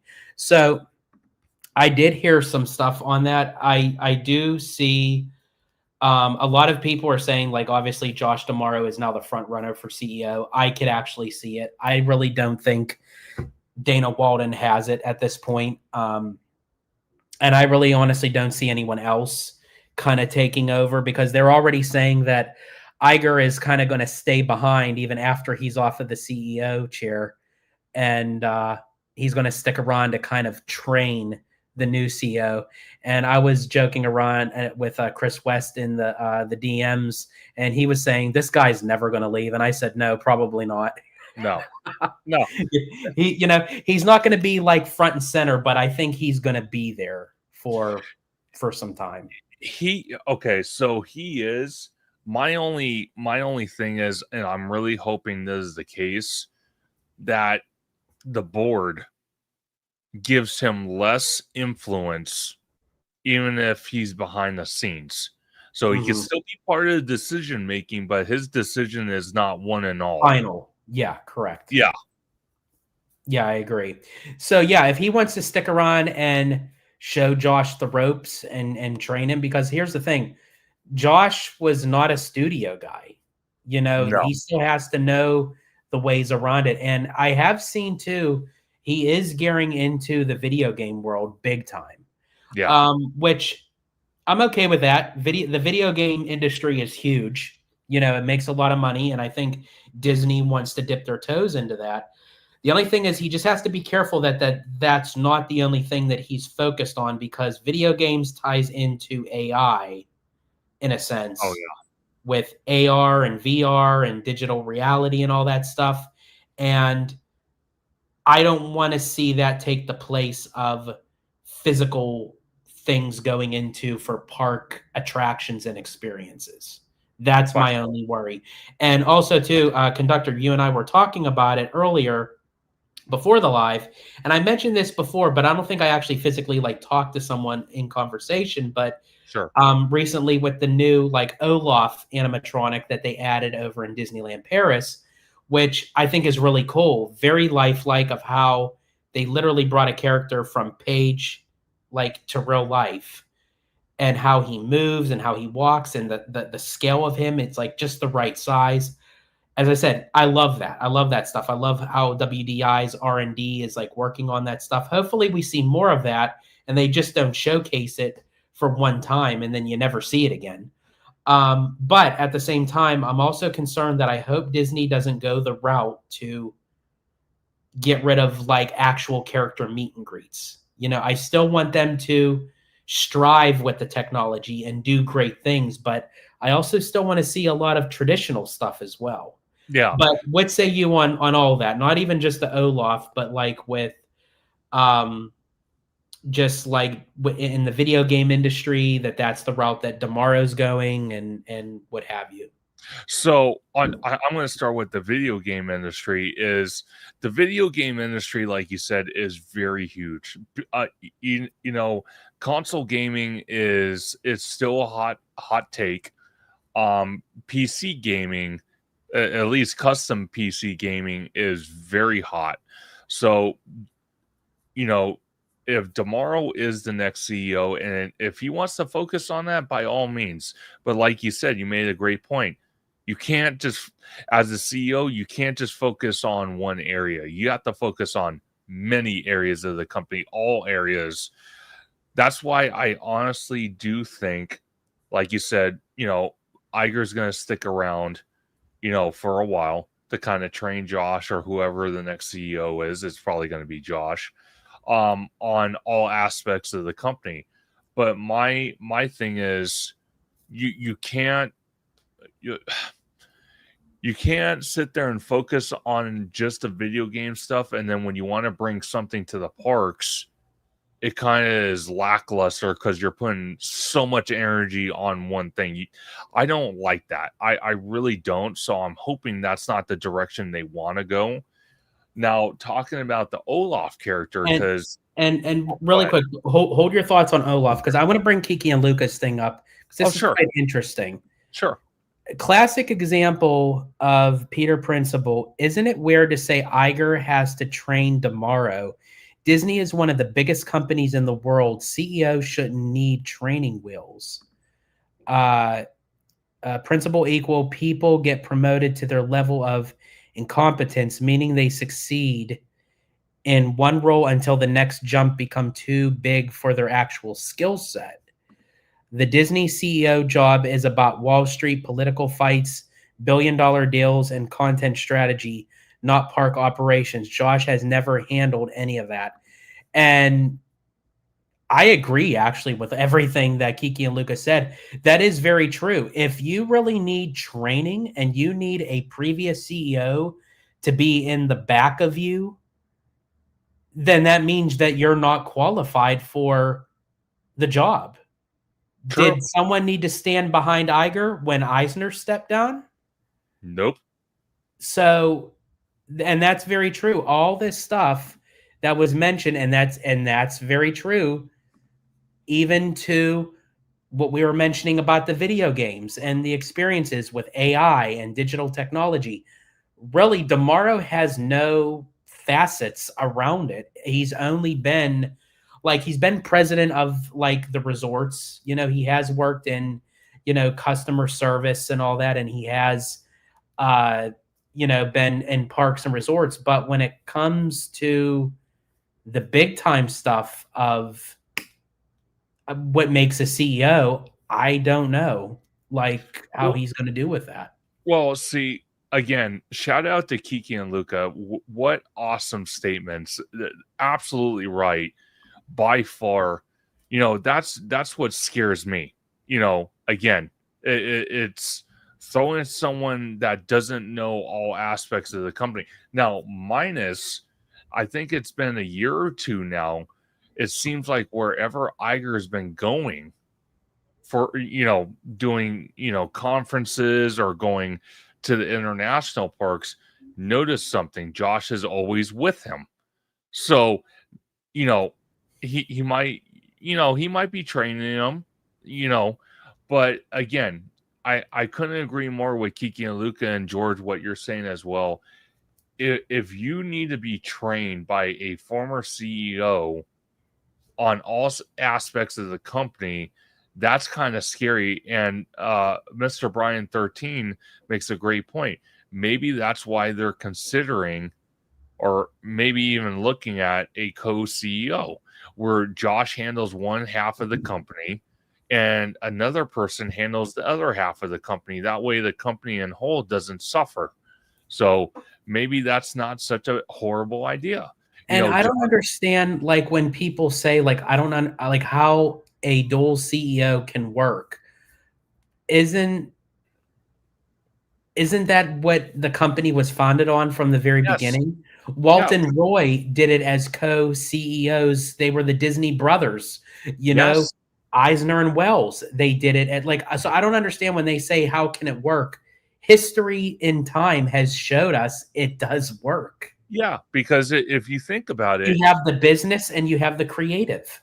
Yes. And that's exactly what the company was started on.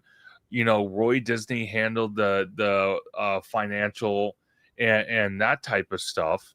And then, obviously Walt handled, the Imagineering and building the parks. So why couldn't we do the same thing? Josh tomorrow has that capability to handle the parks and the cruise lines and experiences. He could be he could be the CEO of that stuff, and the Imagineering and all that. And Dana Walden can take care of all the financial stuff, the animation stuff, all this other stuff that maybe Josh Tomorrow's not good at. So I don't see why people are saying, oh no, a dual CEO is a horrible decision. No, it's not. Because like George said, the company was founded by Roy and Walt doing a dual CEO, thing and running the company. So again, I don't see why they wouldn't consider that. I just don't.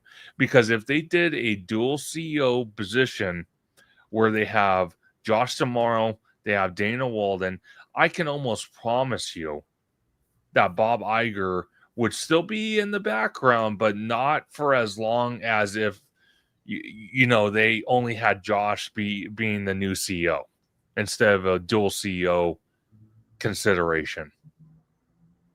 Yeah. And honestly, Haunted Mermaid 13 makes a great point as well. Trained to be like him. I think honestly, and even Brian says exactly, I think Iger has a very hard time with everything that he implemented in the foundation as him as CEO for how many years.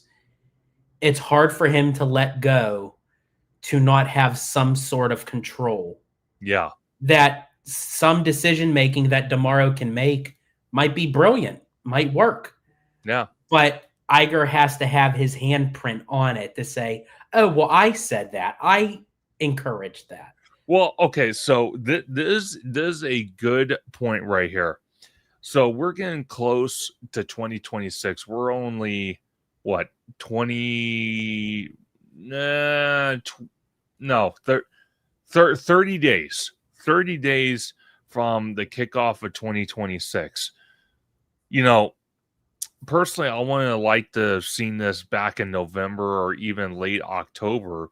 But if Iger was really considering giving DeMauro the keys to the kingdom and becoming the new CEO of the Walt Disney Company, why didn't Iger maybe say, hey, DeMauro, why don't you start making decisions, even though I'm still the CEO, and kind of let him kind of take the reins a little bit and see what happens? Because like you said, George, it's almost like a power control with Iger. He has to slap his name on everything and say, no, that was my idea. No, that was my idea. And never give credit to people that might have been behind it. His name always has to be front and center. Well, if you really want DeMauro to be your successor, if that's the case, why not let him have a little creative control and let him make a couple decisions? And you kind of just stand there in the background and say, let's see what happens. Yeah, I completely agree. And Haunted Mermaid 13 had mentioned he's going to be wearing the dark cloak as a Sith Lord lurking. Yeah. I understand he had to come back to the company being destroyed by the last one. And I think that's why the board is like really hesitant on even making the announcement yet as CEO, because they really, and I think that's probably why they're holding Iger to that accountability to wait, because I feel like that once he's fully gone, this time he's gone. So it's almost like they want to have a safety net that just in case if something were to go down with DeMauro or whoever becomes CEO and it becomes another Chapek era. Yeah. They want to make sure something is, because it would then make the company look like they're incapable. Well, see, here's the problem, and I want to answer Haunted Mermaids 13's comment. I don't, and me and George have talked about this a lot. I don't believe Bob Chapek. I don't believe a lot of his decision making was his decisions, and it came to fruition at some point that Bob Iger was making these decisions. And the problem is, when he was doing that, of course Iger wasn't going to get blamed because no one knew he was making the decisions, because he was still he was still chairman of the board. He was still having major influences on decision making. The only difference was he wasn't front and center in front of the cameras. Bob Chapek was. So when things went down, Chapek was to blame. It wasn't Iger, it was Chapek to blame. So in all retrospect, I'm not going to say that Chapek didn't make a couple decisions that were bad, but the mass majority of bad decision making that happened, including with COVID, that kind of screwed up everything for everybody everywhere. It was Bob Iger playing the puppet master behind the scenes. I think the problem with Chapek was that he didn't know how to answer for himself. No, he couldn't say, you know what, I'm the CEO. I know what I'm doing with this. Let me take over and everything. So yeah, I think it was a lot of, and honestly, the PR was not a help either. Disney's PR is, I'm sorry, folks, but Disney's PR definitely needs some like internal unkinking. Oh, it does. And not to kind of get roped into the subject, but when Iger came back, the whole fight between him and DeSantis over the Don't Say Gay bill nonsense. What is Disney even doing getting political? What in God's name are they thinking? They are a theme park / animation studio company. They have no business whatsoever getting into politics. So again, I think not as strong into the politics as they did on either side. Well, I think honestly they should just keep it neutral, like right in the middle, and not lean more towards one side or over the other. 100%. Now I wanted to bring up Brian's thing because actually this was also I was going to mention as well. To be fair, Bob has a good handle on the studio side. James Cameron said Bob gave him a full run on Avatar when others in a Zoom meeting wanted to make changes. He lets talent do their thing. It was a recent James Cameron interview. And I did actually see that interview that James Cameron had mentioned, because he said that Iger told him like he didn't feel like there was no need for any changes in Fire and Ash. It was perfect the way that it was. And I think for James Cameron to actually like put all his faith into, Iger's statement. And I think that's the one thing that is strong about Iger. And I think that's what he could see in tomorrow is they know how to talk to people. They know how to work a crowd. They know how to get people to love them in a sense. And kind of staying on that studio side, segue in just a little bit, that it's kind of involving with Disney, but kind of not. But I think it's kind of interesting that several trailers that are going to be dropping for Avatar Fire and Ash are going to be some big ones. It's going to be the full trailer for Christopher Nolan's The Odyssey. They said it's supposed to be a whole 1:52 trailer. Wow. Marvel's Avengers Doomsday. They're claiming that's going to be released. And just recently a untitled Steven Spielberg UFO project is also going to be a trailer in that as well. So that's going to be like 3 banger trailers tied to Avatar. So I think that's very interesting. A lot of cross promoting and stuff where it's like it's getting the trailers out that they know people are going to go see Fire and Ash, so they'll see the trailers, or people that maybe I don't really want to see Avatar, but I'll go see it if they're going to be dropping all these trailers. So it's kind of like a cross hybrid on both sides. So I thought that was kind of interesting. Oh yes, of course. And then Chris West said, and Spider-Man also, absolutely. It's going to be a big year for Marvel in 2026. I mean, I think even though, Sony, that produces, Spider-Man and stuff, but still Spider-Man is still Marvel. It's going to be a big movie. Doomsday is going to be a big movie. And then also another sequel of Into the Spider-Verse, so I mean, there's a lot to become of this. So I think it's going to be a great year in 2026 as far as like the movies go. Oh, by far. Yeah. Now I want to kind of dip into moving over to Universal, because I wanted to bring this up. And I know this is news that we already kind of talked about. Um, and we already kind of know that it's soon to open and it's in operations and everything. But I I had to just share this because I thought this looks freaking awesome. Give me 1 second. While you're pulling that up, Chris West says some people saying who saw Fire and Ash is a copycat of Way of Water. LOL. Interesting. Huh.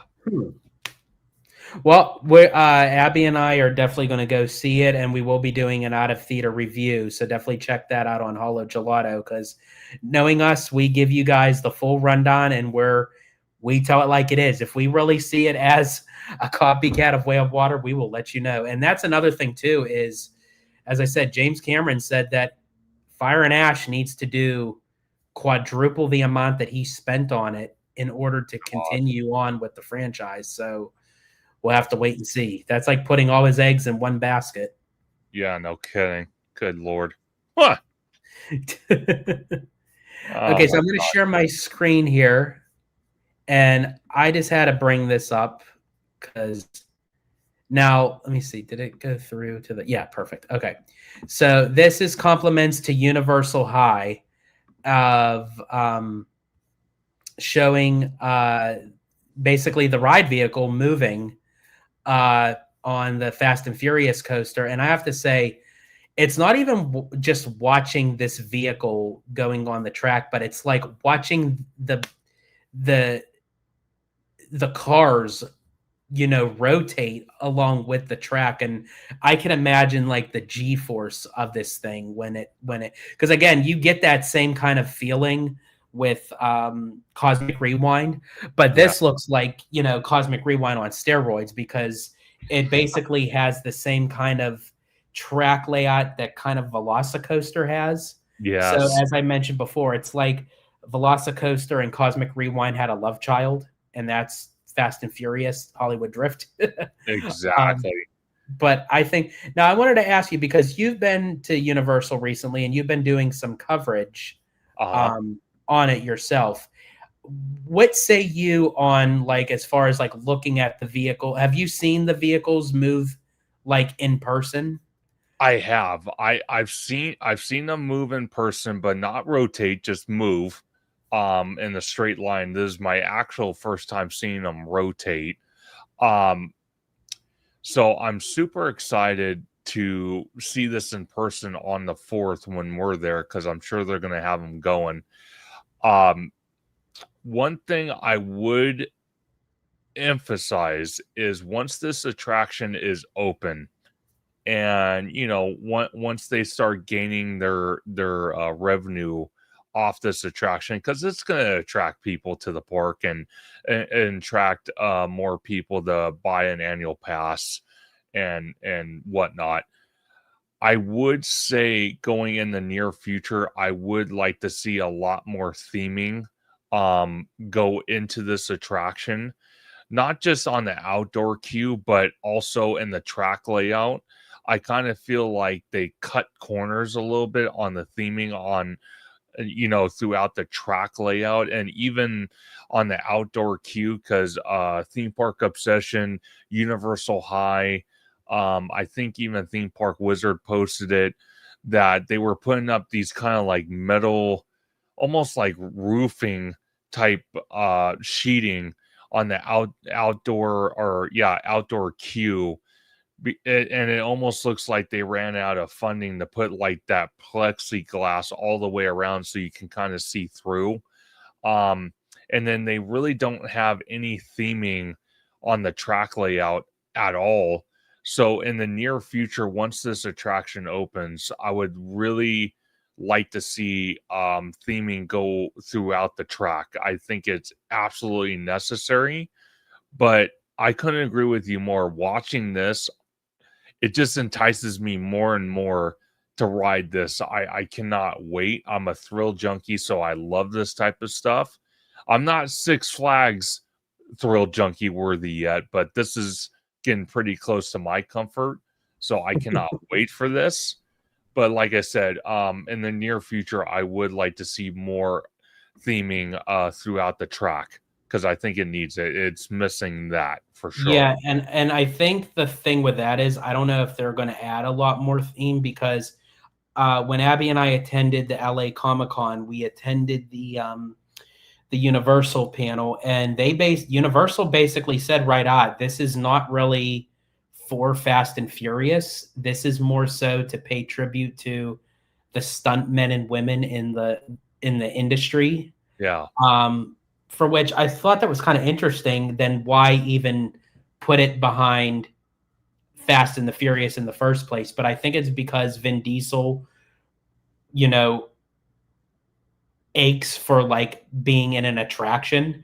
Yeah. And I think that since that they were going to remove that part of the tram tour and everything, and they're like, okay, well, if we're going to do this for the stunt men and women and everything, we might as well just tie it into Fast and the Furious, And I think in time, I don't know how long the franchise is going to hold up as the coaster itself because of the lack of theming. But who's to say they may just keep the roller coaster and just keep changing out of what the IP could be. The IP and the ride vehicles and whatnot. So it's more than possible, but I honestly don't think Brian Roberts and Universal Creative would be that stupid to build something this ginormous with an IP that's already had 2 previous attractions in the park and didn't last.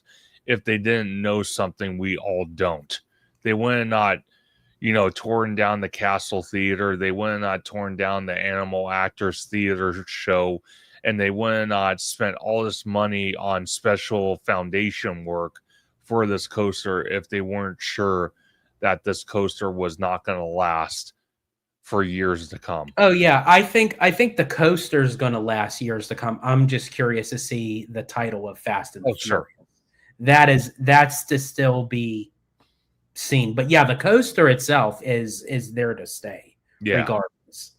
Now I do want to mention too, because you had mentioned about Six Flags, and I do want to mention this to everyone. For all of you who go to Knott's Berry Farm and or Six Flags, I think they just started it today. They merged the Knott's Berry Farm and Six Flags into one app. So the Knott's Berry Farm individual app is no longer available. So you have to download the new updated Six Flags app that then has the incorporated Knott's Berry Farm information in that. So for sure you guys may have seen it. You may have known it. You might have already done it. But in case if you haven't, that's a good little piece of information to have and know if you decide to. Now I want to come back up to some of the comments, if it would have let me. There we go. Where'd it go? Okay. So Remy D says, with all due respect, how do you guys know that Iger was making all these decisions? It seems like hearsay to me. Yeah, I mean, that's the thing, Remy D. It's like nothing is ever going to be admitted, if there was. I think it's just more so. But the fact of that during Walt Disney World's 50th anniversary, when Chapek was CEO and he had Iger standing right next to him, on the stage, and you can cut the tension with a knife. It was so thick. And I just think that Iger wanted to still be in control, but because with COVID and everything and not knowing what it was all about, he didn't want that on his shoulders. So he jumped ship. He threw Chapek into the lion's den. Chapek wasn't prepared. He wasn't ready. And honestly, I don't really think Chapek was that best as a parks chairman either. So to be pushed into the CEO role, I'm like, oh God, this is going to be a disaster. Yeah. But I do think Chapek was needed for certain things because Chapek was a numbers guy. And I Yeah. feel like we needed him for certain instances to keep the company, the studio, and the parks afloat while we were going through this worldwide crisis. And that's why I still say if you have a dual CEO, you have a business and you have a creative, then there's no way that you can lose. I mean, yeah, Yeah. it's going to be rocky. There's going to be a roller coaster up and down, no pun intended. But if you have a numbers person that does the business and does the books, and then you have a creative, you got both ends of the spectrum because the Walt Disney Company is so big. There's so many facets to it. It's a well-oiled machine, and I feel like to just put the burden on one person to know all of it, Yeah. it's too much. It is. And to also for myself to answer Remy D's comment, again, it is speculation. The reason I mentioned all that was because I was listening to people that are the status of like WWNT, that type of status where they have people that actually work for the company, that they're hearing stuff. So that's where I was trying to get my information from. So that's why I mentioned all that, because I've heard that time and time again. I just, in all reality, I think Chapek did as best as he could for the situation he got thrown into, with also dealing with a worldwide pandemic that affected everything. And I mean literally everything. So, in all due respect, it is speculation, but from what I've heard from reputable sources, over the years, hearing stuff there and here and putting my own process to it, that's what I've come to conclude. But again, it's not factual. Like George says, they're not going to come out and state that, because obviously it looks bad if it is the case. But we can only speculate. But that's just my point of view on that one. Oh, you're muted. Yep, as soon as I started talking, I just realized I was muted. So Brian says, I remember you said you were more excited for Zootopia 2 compared to Avatar. Do you still feel that way after seeing Zootopia? I absolutely love Zootopia 2. For everyone who has not seen our out of theater review of Zootopia 2, definitely check that out on Holo Gelato. To answer your question, Brian, I will let you know as soon as I see Fire and Ash. I think once I see that, then I can have like a comparison, and then I can say my feelings of being more excited for Zootopia 2 over a little bit over Fire and Ash was correct. Or I might come off and say, you know what, I was excited for Zootopia 2 more, but honestly, Fire and Ash took it home. So I will definitely let you know. I will have a full, substantial answer for you once I see Fire and Ash. Absolutely. Let's see. Let's see. Okay, let's see. Shouldn't you guys put a big asterisk? Can never say that word, but you guys know what I mean. When you say that Bob was making all the decisions for Chapek, then I don't buy into this speculation personally. Okay, so yeah, this is kind of like what we were saying. It's not. And here's the other thing too, when we say that as well, it's not even just Iger, because we had also mentioned the PR team as well. Because when Chapek, and I know this is a touchy subject to bring up, but I'm only bringing it up because it is to the point of what we're talking about. And actually, Conductor brought it up a little bit before. When the Don't Say Gay bill came into factor with Chapek and CEO, he was told to say one thing. So he went to do so. He got burned for it. And then the PR team is saying, oh, no, you got to retract that. You got to say this. So he went and said that. And it got double burned for that. So, and it's like with the political side of the state of Florida and with DeSantis and everything. So what we're saying is not specifically of what's being said. It just comes to the fact that Chapek never really made decisions on his own fully as CEO. And I feel like as much as I didn't really care for Chapek as CEO, I think he did major contributing damage. But I think a major contributing factor of that was because he had a lot of people bugging his ear going, go this route, go this route, go this route. And again, he was put in a position that he was not ready and prepared for. And that's what scares us about tomorrow. Yes. Because, not knowing all the aspects of the company, could this be another situation? And again, to answer Mr. Brian 13's comment, again, it's only speculation, at least from my side. I heard from reputable sources, but it doesn't even mean they're right either. But again, like George said, he did his own damage to the company, but a lot of decision making, like George mentioned, there's a possibility that it wasn't, he didn't have full control like we thought he did. There was a lot of stuff where he, like George said, he was getting pointed in all sorts of directions, and he thought those directions were correct. So he went every single direction, and he won some and lost some. Mm-hmm. And to what Kiki and Luca is saying, and then eventually lost control of the Reedy Creek, and that took forever for them to come to some sort of agreement. And again, with that was definitely a political move, because the second that DeSantis was out of the running for presidency and everything, and it kind of died down, then they kind of went back to the drawing board.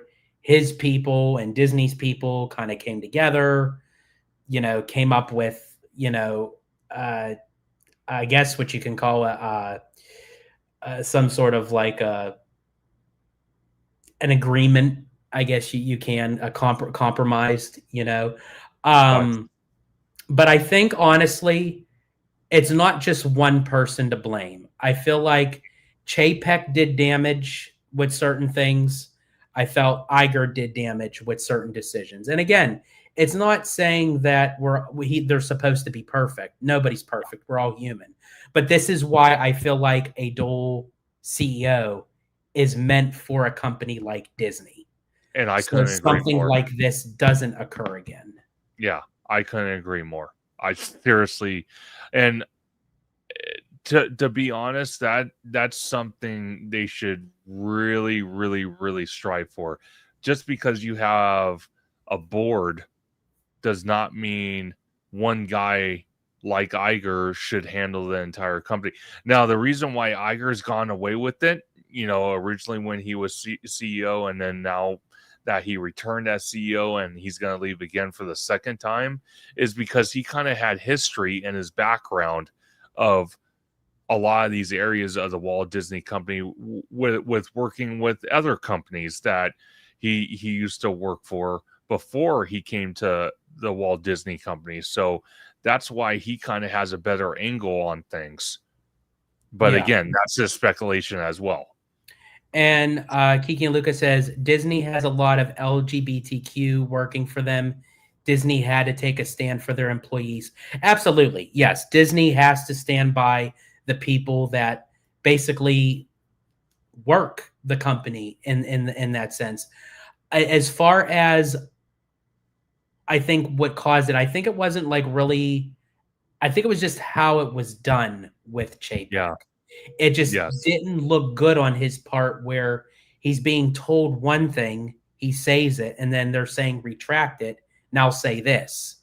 And it's like he couldn't make that decision on his own. I think it was how it was done on both sides, not even just one. I feel like that's where, the mess, I think, came in, where I think to Iger's credit, and honestly, even to DeMauro, they know how to talk up a deal. They know how to talk up a conversation. They know how to fix situations, where Chapek was not a speaker, so to speak. He was not good at that kind of stuff. So I feel like because of the situation, between, the political side of, with Florida and with the Don't Say Gay bill and with the LGBTQ community. I think Iger and even honestly DeMauro could have handled that situation much better than Chapek. Oh, by far. Yeah. By far. Absolutely. But completely agree with you, Kiki and Luca. Like, no matter what, you have to back up your employees. You have to back up the cast members, because without them, it'd be a shell of a company, It would. So yeah, so the fact that they were backed up, absolutely agreed. They needed to be. It was just Chapek didn't know how to schmooze both ends of the angle, so to speak. Yeah. I actually agree with you, Remy D. At the very end, I did like the Chapek with the beard. I think it made him more studious, more. You know what's funny about that, Remy and George? Okay, think about this for a second. He went with the beard, right?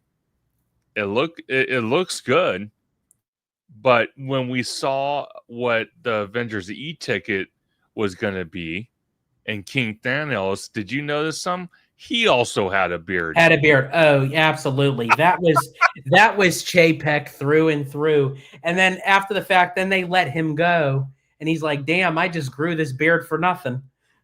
Yeah.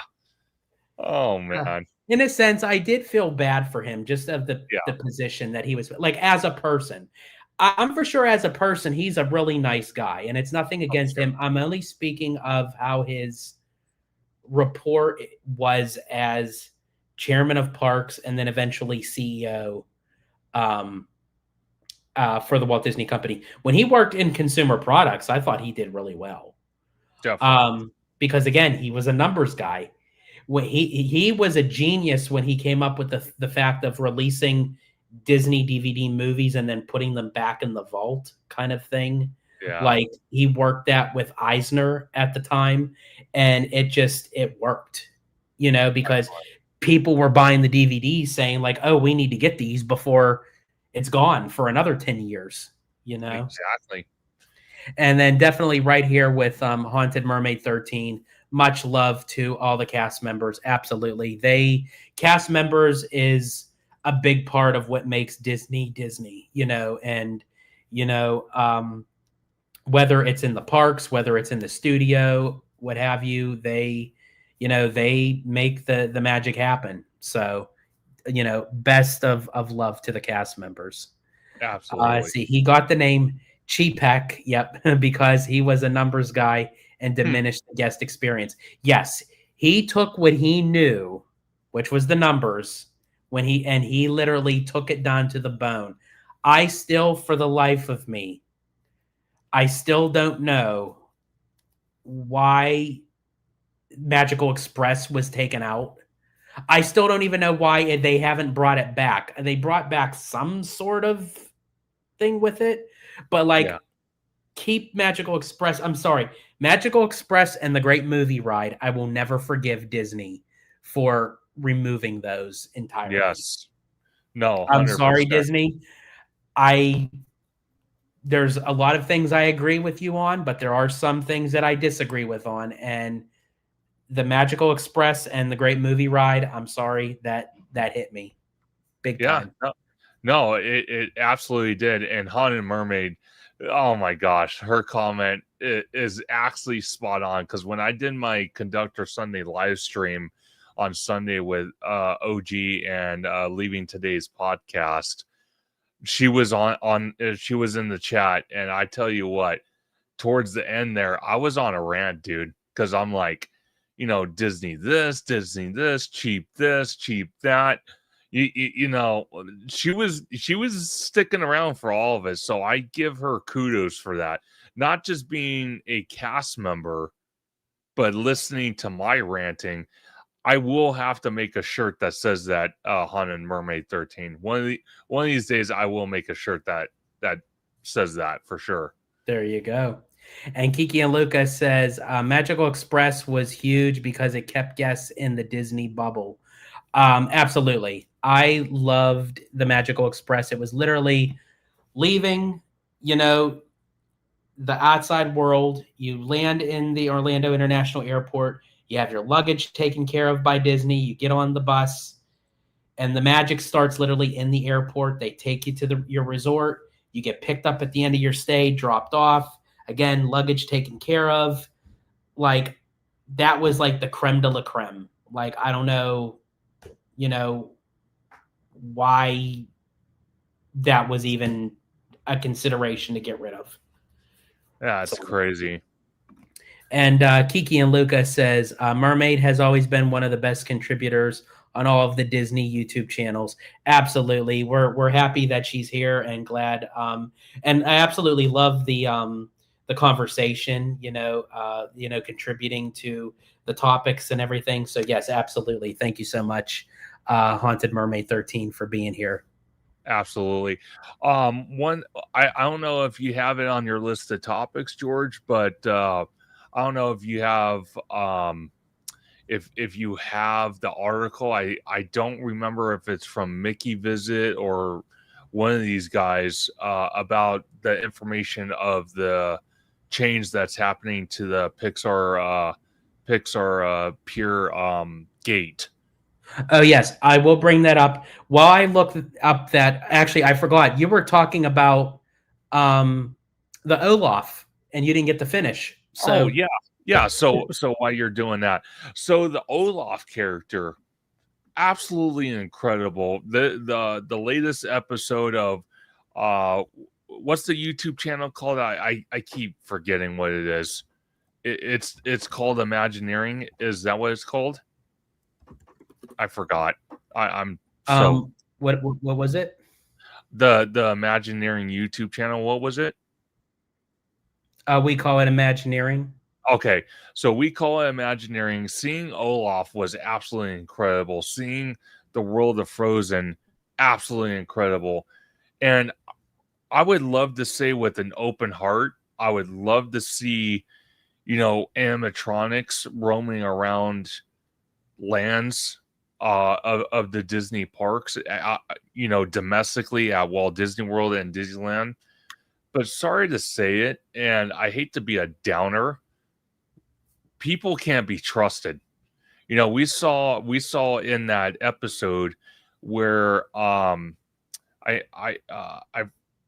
his name was Michelle, and he was the head creator of Imagineering out in Disneyland Paris, and they showed a little part of it where they took his nose, where he took his Olaf's nose off, and then we saw it with Josh tomorrow and the other two guys in studio where they took his hand off. Imagine an Olaf or some type of animatronic that has the capability where they take a piece of them off and the animatronic reacts to it. People would steal that stuff and never return it, and it would ruin it for everybody.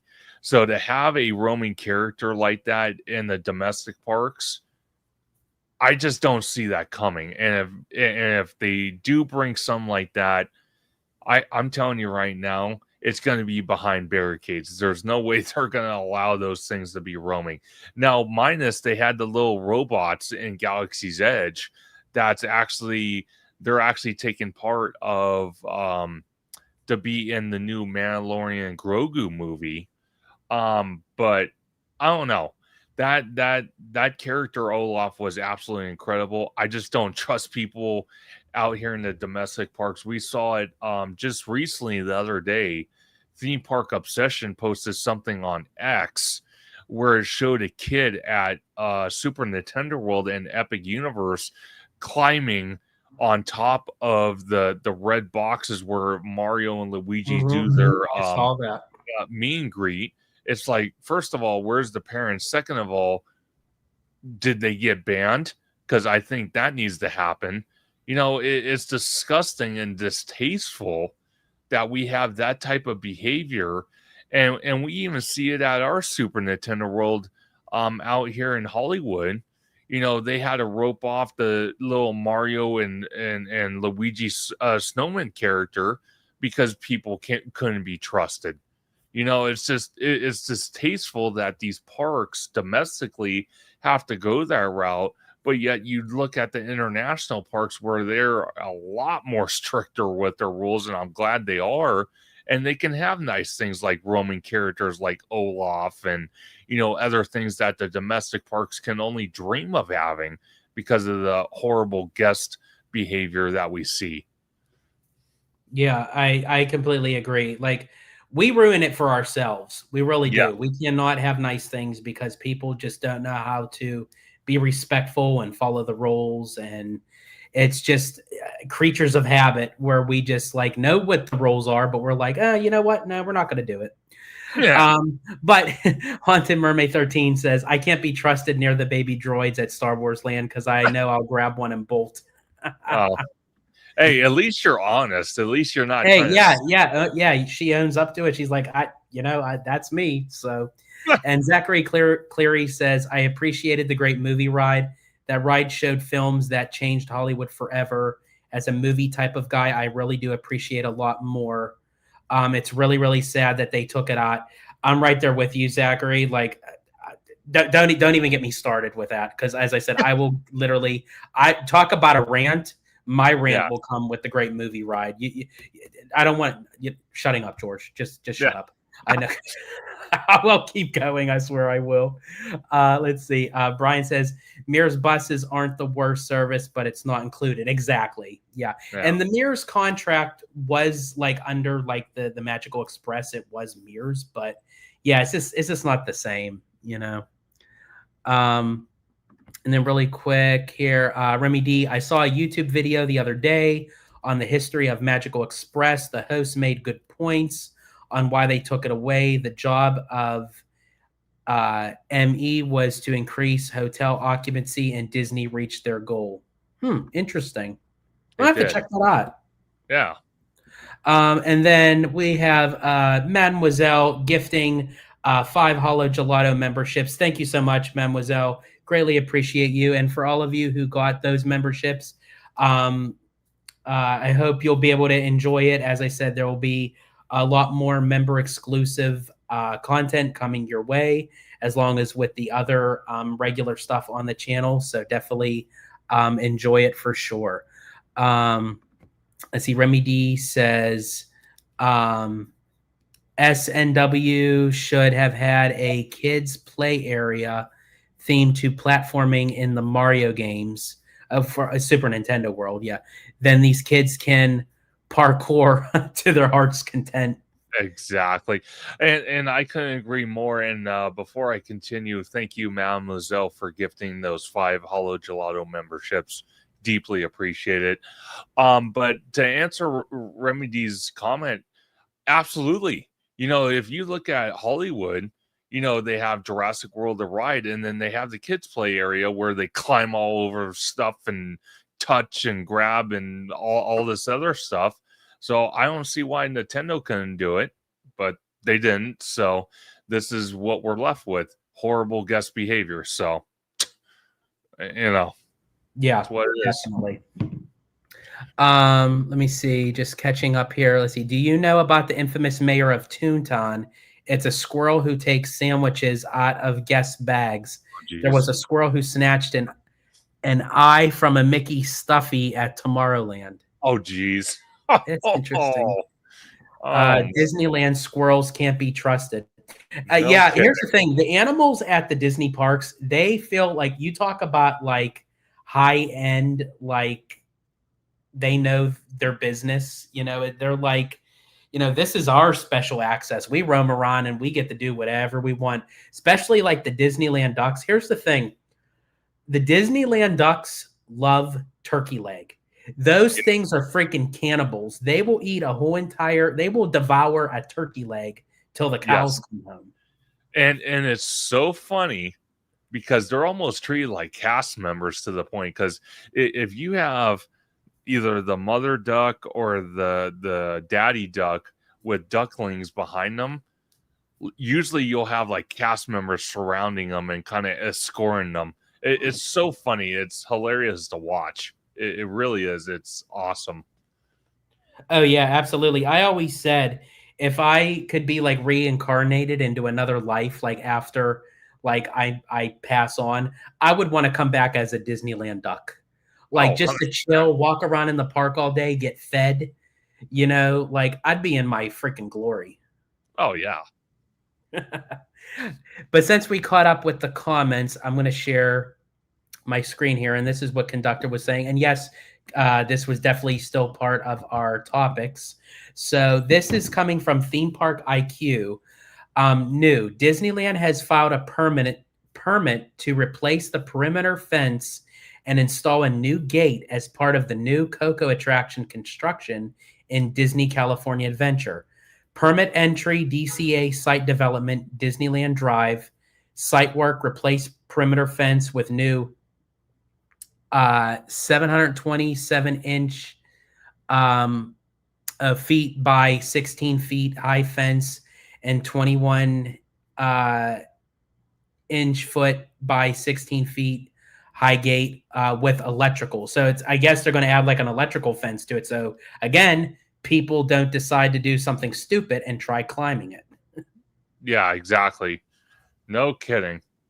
And so Haunted Mermaid 13 is asking, is Coco behind the wall? So from what we're understanding, yes, Coco is going to be, basically it's going to be behind, the show building is going to be behind the Incredicoaster, but the entranceway is more so where you see the Pixar Pier doorway. It's going to become, it's backspace now, obviously, but it's going to become, I think they're going to push like the cast member backstage area back, and they're going to open the doors, which they're going to add in a fence and all this extra stuff, where there's going to be a walking path. Yep, there's my word, folks. Right. Walking path. That's going to lead to the entranceway of the ride, where again the show building is going to be behind the Incredicoaster, where the parade floats are storage. Which I think Dave from Fresh Baked also caught like them pulling a lot of stuff out of those storage areas. So I think they're starting to get moving now with Coco. Yeah, Now that Halloween is done. exactly. And he also covered in that latest video of his where a lot of the trees do have markings now, and the crosswalk, or AKA walking path, do have new markings on the ground. So they're getting ready to start building this Coco attraction, and move backstage stuff to make it fit. One of the things too to keep in mind, this gate is not just going to lead to Coco, but it's possibly going to lead to another sky bridge that we're seeing with the Eastern Gateway project, going from the parking structure to the Esplanade. We're probably going to see another one going over Disneyland Drive. It's Disneyland Drive, right? Yes. Okay, going over Disneyland Drive to go into the Simba parking lot, which is going to be whatever lands are going over there for Disneyland Forward. Exactly. Yeah. And again, I said it, I had a funny feeling that when they decided to push the construction up from early 2026 to late 2025, I knew that they were going to do this right after Halloween. After they were done with Oogie Boogie, they didn't really need any of this space, for like the Christmas holiday. So I knew that this was going to be, so yeah, this part is going to be very interesting, because at least with like the expansion of Avengers Campus, that was already backstage area. Yeah. That was just an empty plot of land that they were eventually going to use anyway. Technically, that land actually was supposed to be for an expansion of Cars Land, but they never used it. So now that's for Avengers Campus. But this has to do a lot with not even just the backstage area, but backstage area that they probably thought they never was going to use for theme park space. So this is going to be very interesting. By far. Yeah. But yeah, so a lot is to come out of with Coco and Avengers. And I don't know. We'll see with Avatar. As I said, I know Avatar is coming, folks. I just don't know if they're still dead set on where they're actually going to place it. I don't know about that. Yeah, It might change. there are some people that are 100% convinced that it's going in the Hollywood backlot. Like I said, they have not shown not one piece of concept art that definitively shows it's going in the Hollywood backlot. The only concept art we have at this moment in time is them showing the sky bridge going over harbor and looking at a backside, or like George likes to says, ass end of the show building that supposedly is supposed to be Avatar, but it doesn't show it. So as far as I'm concerned, that could be anything. That could be Zootopia, that could be Avatar. Hell, that could be more Avengers Campus. We don't know. You can't tell what it is from that. Very true. And actually, and as I said, they said that yes, Monsters Inc. was closing for Avatar. Yes. That's what they're saying now. Monsters Inc. is going to close no matter what. But yes, the reason why it's closing could be something different from now till then, you know? Well, see, I do want to clarify some, and David from Fresh Baked actually put it in his video. It was his sister channel, Fresh Baked Presents. He actually said he's hearing from sources from the inside. And again, he said it was just pure speculation, but he's hearing that they might not close Monsters until May of 2026.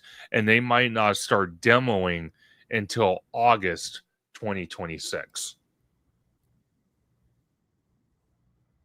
So that's pretty. I did see that. Yeah, I did see that. Yeah, because he mentioned like there's a possibility it may not be closing till May. Yeah, May. I think he mentioned of 2026, which is more like later on in 2026. So, I mean, they said that they would work on Avatar in 2026. They didn't give a specific time, but I guess they still could. But I don't know. I think honestly, if they would get this Eastern Gateway moving, that they could eventually move Avatar over to the Simba lot. Yeah. And then use the Hollywood land for Zootopia. It's a win-win for everybody. You get Avatar and Zootopia. Exactly. And you don't have to spend money ripping Hollywood Boulevard apart either. So you save money in the long run. So it's just again, it's the decision making they're doing. And I'm still not 100% convinced that Disney really convinced James Cameron to shoehorn Avatar in that little tiny spot, even with the bus load and unload area. I am not convinced by far. Yeah, I'm not either. And here's the thing, even if they do and they make it look great and they say, hey, we take this so much out and we make it Pandora, it's still the transitioning from Buena Vista Street into Pandora into Avengers Campus. And that's why I brought up earlier, is Disney going the route that they're doing with Adventure World over in Paris? Because there was a lot of talks that Pandora might be going into Adventure World eventually. So it's almost like the transition of how like you have each section and they're using the term adventure. So it's like eventually DCA is going to be a completely different visual of what we see it now today. Oh yeah. But I don't know. And I just think, and you mentioned something earlier too, when you said that if they was to say to James Cameron, oh, we'd rather wait and put it back here, I don't think he would really have a problem with that, because I don't really think it's James Cameron's decision to put it in Hollywood. I think if it was really up to James Cameron, knowing him and how he is a stickler for detail and stuff, he would rather wait. Yeah, well, see, if that's the case, they could have already started building Avatar if they planned on putting it in the Simba parking lot, because you could just wall off a big section of that and start building it. They wouldn't have to rip down buildings. They wouldn't have to do anything. They would have to rip up asphalt, and that takes a couple days at best, to start building that, and then start digging for foundation and conduit and stuff. They kind of started already building that, but the fact that they want to put in the Hollywood backlot, now you're talking about closing an attraction. Now you're talking about ripping out big sound stages. Now you're talking about tearing into the bus load and unload area. But since they're so convinced about shoehorning it in there, David also brought up a great point, and this was on his main channel. I think it was on his main channel, or it might have been his sister channel. I can't remember, but he was roaming around in the Hollywood backlot area, and there was a little, well, not a little, but a decent sized area between Stage 17, which used to be the big, huge, super Avengers store. Then off to the left, you have Philhar Magic, Mickey's Philhar Magic. But in this gap, you have a wall there, and on the other side of that wall, you have the City Hall for DCA, for guests to go and get accommodations. And right next to that, you have Oswald's Garage, which is like a little mini store. And David was even mentioning, well, if you want to keep it immersive and kind of keep the entrance away from the Hollywood Boulevard, what if you put the entrance right where Oswald's Garage is in the City Hall building and relocate those, or just get rid of that and kind of make like a little portal to go through and enter the world of Avatar. And then where you have smoothies, or I'm probably saying that completely wrong, where you have that building where it's a food stop, drink stop area, you wall that off, and you continue with the Hollywood theming facades. You wall that off, so you kind of keep Avatar completely immersed. And then if you want to exit, it's by the restrooms and hopefully the Hyperion footprint. That will eventually, the Hyperion will probably go away, I'm hoping, because that building is not doing anything besides just doing nothing. Yeah, just sitting there and I'm sorry, the facade on that building is god awful ugly. I'm sorry. It's horrible. I think honestly, the theater inside is beautiful. I think, sure. But if you're not going to utilize it, and again, I know, good friend of ours, Bricky, mentions like they hold like private events and parties and stuff like that. But I think in the long run, it's still not enough. I feel that it can hold on its own, No. So that's just me. I think eventually, I agree with you. I think it's going to go. But Mademoiselle here says, Zootopia is going in DCA backlot. I'm manifesting it. Plans can still change. There you go. She continues, let's get a petition going. There you go. I'm down. And then I have to, Luke, I have to say, this is funny. I don't really care about Coco or Avatar or King Thanos. I really want Cosmic Rewind. How do we get one of those? So basically everything that DCA is getting, Kiki and Luca is saying like, screw it all. Hey, I love it. I'm down. That's great. I love it. Excuse me. And I have to say, Kiki and Luca, with Cosmic Rewind, it's my favorite ride in all of Walt Disney World. So, I can't wait to ride it. I'll tell you that. Yeah, I can't wait to see your thoughts on that. And let's see. Remy D says, what do you guys think Zootopia replacing the indie show in Hollywood studios? I could definitely, if they're going to bring Zootopia done in Walt Disney World, it definitely needs to go into Hollywood studios. And that's why I feel like Zootopia is a great fit to replace Hollywoodland. It fits into that realm that it can move seamlessly. And now, as far as to your question in indie, The Indiana Jones Epic Stunt Show obviously is one of the first shows that ever opened with the park in 1989. When the park opened in 1989, excuse me.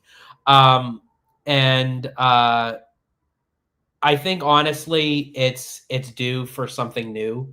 I think it had a great run, but I'm ready for something different. I'm ready for something new. Um, and I think Zootopia would be a great fit if you take that like the amphitheater and the backstage area and everything, and you got a big plot of land there. We have Tones TV, Tones Poppy in the house. What is up, Tones? Welcome in. Let's see. Indie is a timeless show. It's good. I actually have to say, I really do enjoy the indie show. I just feel like it's time for something new to actually have all that space just for one show. Sure. And it kind of, and yes, it is true, Brian. It's very true. They do still bring in the crowds. My thing is with the indie show is I don't really care to see the behind the scenes of how they make the show work. Like, I don't want to see that. Like, I don't want to see people pushing the boulder, the rubber ball back into the cave. Like, I just want to just see the ball rolling and Indy has to escape it. Like, that to me is like really cool. I don't need to see the behind the scenes stuff. Absolutely. And I just want to clarify some. If Zootopia comes to the domestic parks, I don't want it a situation like Galaxy's Edge where both Disneyland and Walt Disney World have it. It's either one or the other. I don't want this dual, Yeah, I don't either. Not unless they're going to give like two different variations and Yes. something, but they're not going to do.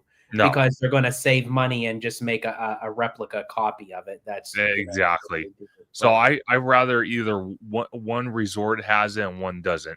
That way it entices people to go enjoy it. Personally, for me, again, I know Walt Disney World with all the attractions combined, they're almost the exact same number or close to the exact same number of attractions that the Disneyland Resort has. But quite frankly, I'm going to be honest with you. I rather see Zootopia go in the Hollywood backlot at DCA. I think Walt Disney World's getting a lot more love because again, I agree. I think right now, Walt Disney World has a lot going on right now that I don't think they really need anything extra. But even to that point, now I'm actually going to eat a little bit of my words here because when I lived over on the East Coast and I would fly over here to California, sure, one of my favorite things that I looked forward to was going into Cars Land. Oh, I absolutely love Cars Land because it was original and it was the only one of its kind. Now, Walt Disney World is getting a Cars themed area, but it's going to be completely different than Radiator Springs. But it's still that world.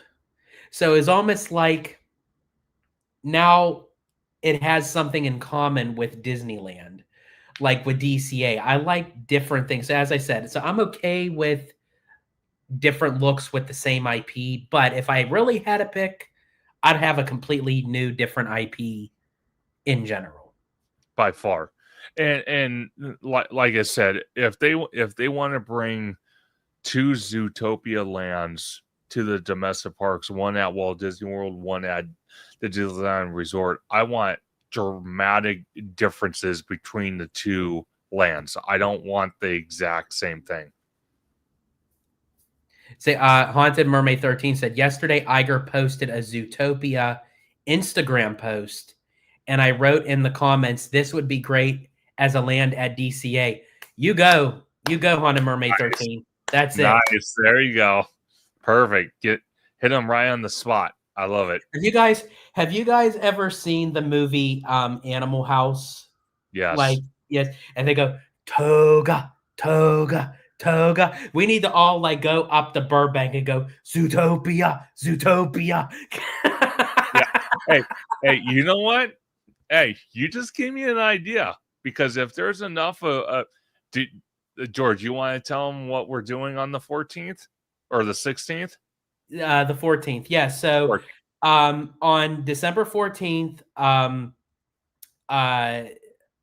a few of us will be actually going up to Burbank, lo and behold, at the Walt Disney Studios lot for the D23 holiday event. So they're going to have like a bunch of holiday festivities actually on the lot. And I've invited Conductor to join us because he's never been to the studios up there before. And I think, during the holidays, it's for the D23 event. So I think it'd be really cool for him to experience it. So yeah, maybe while we're up there, we'll just,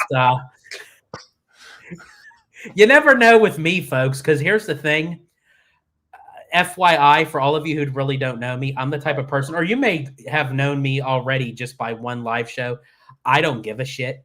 Like I'll just go and do whatever I think it needs to be done. And I'll start bugging people's ear. If I can get a group of people, like while we're talking, because see, that's the one thing I love about D23 is you're amongst Disney fans such as yourself. And that you have that same like in common kind of thing. So if I happen to get into a conversation with some people while we're up there enjoying the festivities and we're talking about Zootopia coming to the parks, I swear to God, I will get a whole group of us chanting Zootopia. Perfect. Hey, you never know. Bob Iger might make an appearance. We need a zoo. Ooh, ooh. Oh, God. Folks, don't get him started, please. Don't. This guy goes hog wild with his ideas. Quite I really do. Good God. Now, that was a Zootopia for the people. You're dangerous. Don't do that. Let's see. Haunted Mermaid 13, Conductor and George wearing togas. You know what? You know what? That would be really fun to do for next Halloween if we dressed up in togas. Oh Lord. Oh Lord. Yeah. Sure. I could have the mustard spilled. When John Belushi pours the mustard on him. God. Oh my gosh, you're giving me flashbacks. Don't do that.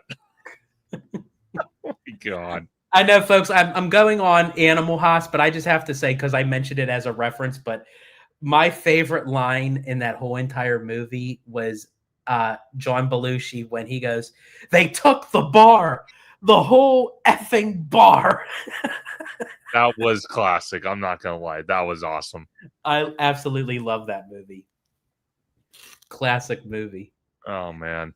Let me see. Let's see. It's come up. Oh, yeah, see, Mademoiselle agrees. We just got to get all people on Zootopia. They can do a different. They could do a different one on each coast. Absolutely. And actually, someone I forgot to bring up their post. It was from earlier, and I saw it, and I wanted to bring it up, and I apologize of who it was, but you mentioned something about the Sphere in Vegas. Oh, I think we were talking about something, and whoever that was, I wanted to mention that. Yeah. It was for Soarin'. Yeah, if they did something with Soarin', but do it in a sphere, if they were really to update that whole entire building and do a full biodome 360-degree where things are blowing at you and all that, and that would be really cool. Disney needs to do something like that in general, just with their attractions, or if they wanted to team up with Vegas and do a Disney show in the Sphere, that would be really cool. That would be awesome by far. Yeah, I forgot who that was, but Haunted Mermaid 13 agrees. Such a great film. Let's see. Will you guys do a stream at the D23 event? Interesting. I'll say this, Brian, if they will allow us, because again, I don't know what the recording things will be because we're actually going to be on the lot. They may allow us. I'll see what the thing is. If they do allow us, I'll also see how the Wi-Fi is. But if it could, I I wouldn't have a problem doing a stream No, me either. for the D23 event. Yeah. Yeah, me either. And Kiki and Lucas says the sphere is unfreaking believable.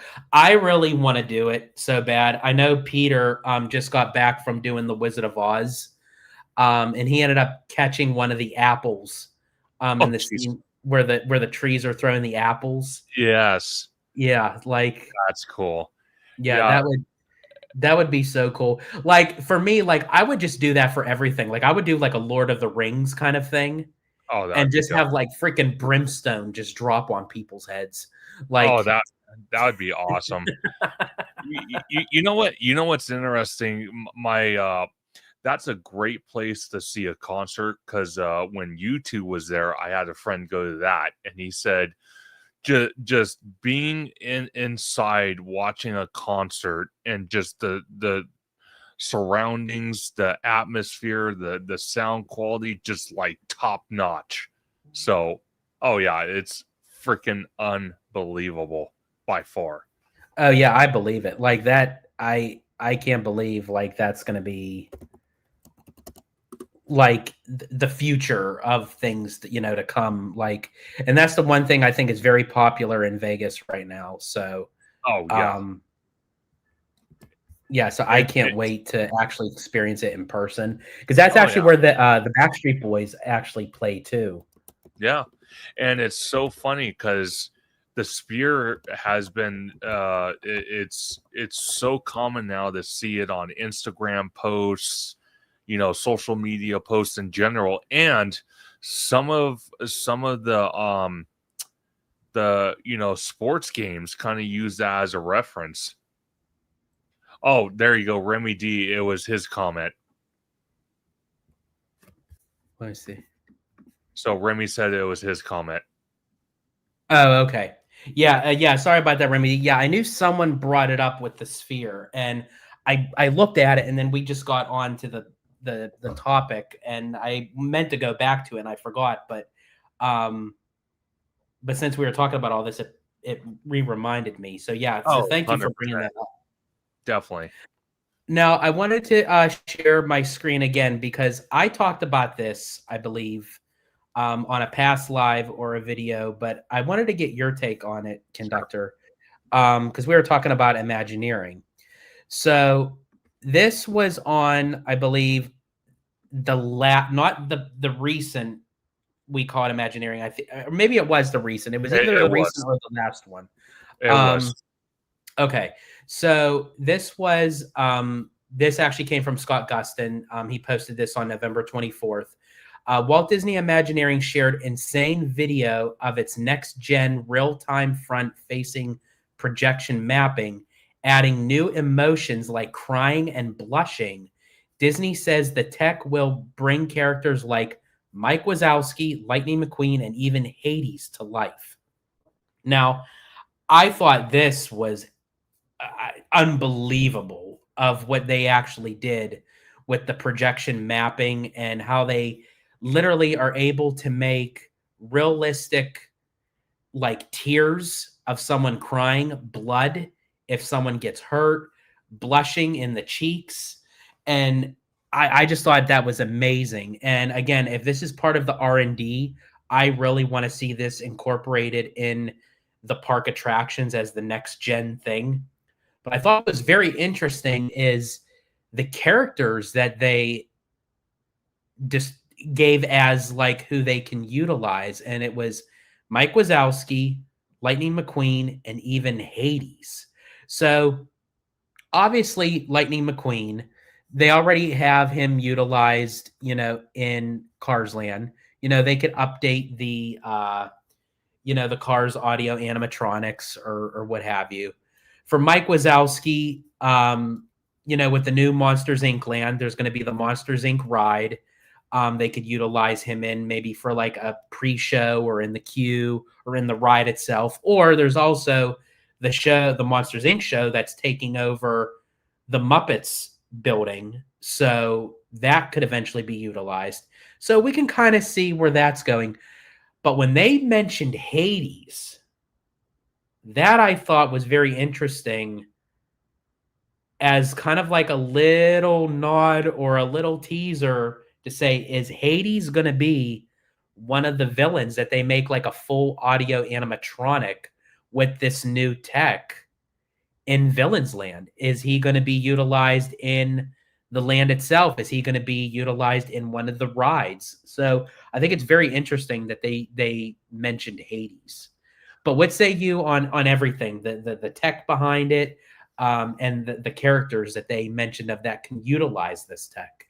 Absolutely. So the tech is absolutely incredible from where they started 70 years ago to what they have now is just mind blowing. And to see this, it's just absolutely incredible. The way, you know, with the tears, the cut for, like, you know, if he gets cut and blood's dripping, or just, you know, just the lifelike of it, it's absolutely incredible. Now with the characters they're talking about, Mike Wazowski, Lightning McQueen, and Hades. Hades is a dead giveaway for, like you said, possibly something we could see in the new Villains Land going in the Magic Kingdom. My only concern, my only concern is, you know, the projection mapping, because we've seen this before. This is obviously new, like a newer, upscaled, but we've seen projection mapping before, you know, with the Arendelle, or not. Yeah, well, Yeah. yeah, where her face either went completely black and it was like looking like an Omen character from one of the devil movies, or you see where it says Microsoft across the face where there should be a face. So that's the only thing I kind of have an issue with. I'm kind of old. I'm kind of old That is school. true. I'm old school to the point where I actually like seeing the animatronic actually speak, and you can see their mouth moving, like actual moving. I can agree with you on that, because it is fascinating, which again, I absolutely love it. I think it's brilliant of how it actually looks. But I also speak to that when it's working. If Yes. it's not working, what is it going to look like? You know, I could also maybe even see them utilize this for Madame Leota, Oh possibly, yeah. in the Haunted Mansion, or the Hatbox Ghost. They can make him a little bit more realistic looking. But yeah, I do agree with you in the sense where I wonder if they can utilize the tech where it's not necessarily their face, but maybe like for Hades, like his fiery hair, Yes. and but still keep the rest of him as a full-fledged audio animatronic. Like, so that would be cool. Yeah. Yeah. So again, I'm not opposed to the idea. It's just from what we've seen in the past of this type of tech, I just don't want to go on an attraction and feel like I'm looking at a Devil Omen character, or see Microsoft logo across the face. I just don't want to see that. So, like I said, I'm old Oh school. my god, can you imagine that? Like seeing like a Microsoft error message going across. Oh my god, that would be so horrible. That would be horrendously awful. But it's happened before, so you know. Yeah, it has. I mean, there's nothing really that can surprise you. I mean, technology has a weird way of like showcasing stuff. So, I mean, it very well could, you know, weird stuff has happened, you know. Yeah. So you can never say never. No. No, you cannot. Now, I wanted to. Oh, sorry. I started like searching for something while I was. I wanted to see if I can find this. Yeah, this is it. Perfect. Okay, you found it. Yep. All right. I wanted to showcase this, and this is compliments of BioReconstruct, which shout out to him because I mean he does like phenomenal work. This is the most recent aerial video of quick looks at the construction of Monstropolis in Disney's Hollywood Studios, featuring the first concrete floor cast for the Monsters Inc. roller coaster show or gravity building.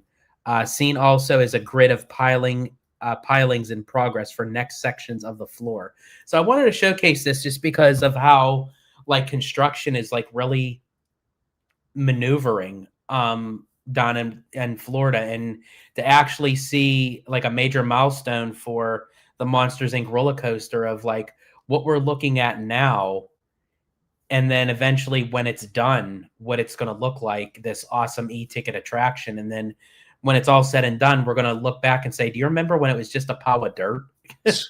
Yeah. So I wanted to showcase this just to kind of show like a little bit of a milestone for the Monsters Inc. ride. Definitely. No, and it's a great milestone. So that's something I love to see. I love to see them moving fast and giving what the fans want. New things instead of, we're upping prices and we have nothing new to give you. So at least they're making progress. So I do like that. So that is a bonus. And Brian says, when is this ride going to be running? 27, 28? I think that they're aiming for the whole land to be ready by 27, I believe. 27. But that's what they're aiming for. Let me ask you this, George, since Brian posted that comment. Is it possible that the buildings that already exist from which were there from the Muppets, could they possibly, if they run into delays with the coaster and the show building for that coaster, could they fast track the other elements of the land and get those ready a lot sooner and prepared to be open, and just have the show building for the coaster walled off until they're done with it, but open the first half of the land? They very well could be. I know a lot of people may not like that, but that might be in Disney's best interest to possibly do that. If they are running behind schedule and the ride is delayed for whatever reason, for weather or mishaps or what have you, they could eventually open up the land that's part of the Muppets Courtyard section, and you have the Monsters Inc. show and then Harryhausen's, the restaurant, just to kind of get people by until the roller coaster is ready for the phase 2. They very well could do that. Yeah. Yeah, I actually didn't think of that, but yeah, that they could very, very much do that. If need be, Let's see. Kiki and Lucas says, I don't get how Disneyland can't be built in 1 year, but it takes like 4 years to build one ride. Kiki and Luca, I've been asking that question since the Tron incident. And again, I'm not saying Tron, wasn't going to take a little while, but they had two things going for them. They had no park guests due to COVID. The second thing is they basically are built a carbon copy of what Shanghai Disney has with their Tron, which was the original Tron roller coaster. So believe me, I get that statement. You're not wrong on that statement. It's kind of disheartening to think about. And again, I kind of jumped to Universal Comcast, and how they're doing. They built Epic Universe in what, 6-7 years, and that's a whole theme park with multiple lands, restaurants, shops, entertainment. So your guess is as good as mine on that one. I am not 100% sure why and how. I don't I don't understand it. I don't. So by all means. Yeah, it's weird, like, of how things like move so quickly back then, and now it's like because of like budget quotas and all that stuff. It's like I don't get it myself. Eh, I don't get it. So, was there anything else, conductor, that you wanted to talk about or mention? you know what? I'm trying to think on the top of my mind. Let me see. Let me see. Oh, you know what? Just real quick, I wanted to bring this up and get your opinion. Is when do you think, out of a question to you and everyone in the chat, when do you think we could start seeing construction walls go up in front of the former Earl Sandwich building and the ticket booths that have now been closed and vacated? Talk about taking 4 years to build something. Yeah, I mean, exactly. it took like forever for them to close Earl of Sandwich and then reopen it and close it down and reopen it. Don't get me wrong, I love Earl of Sandwich, so I wasn't like upset at all for them to be open. But I mean, to just start building, for um, what's it called? Why am I drawing a blank? For Portos. Portos. Thank you. I don't think it should have taken this long, just like the Eastern Gateway and everything else. But I think the fact that they did close down those ticket booths, Earl Sandwich is completely closed. I could possibly see them maybe. I'd say maybe after Christmas. Okay. Yeah. That's fair, because right after Christmas there's really nothing going on.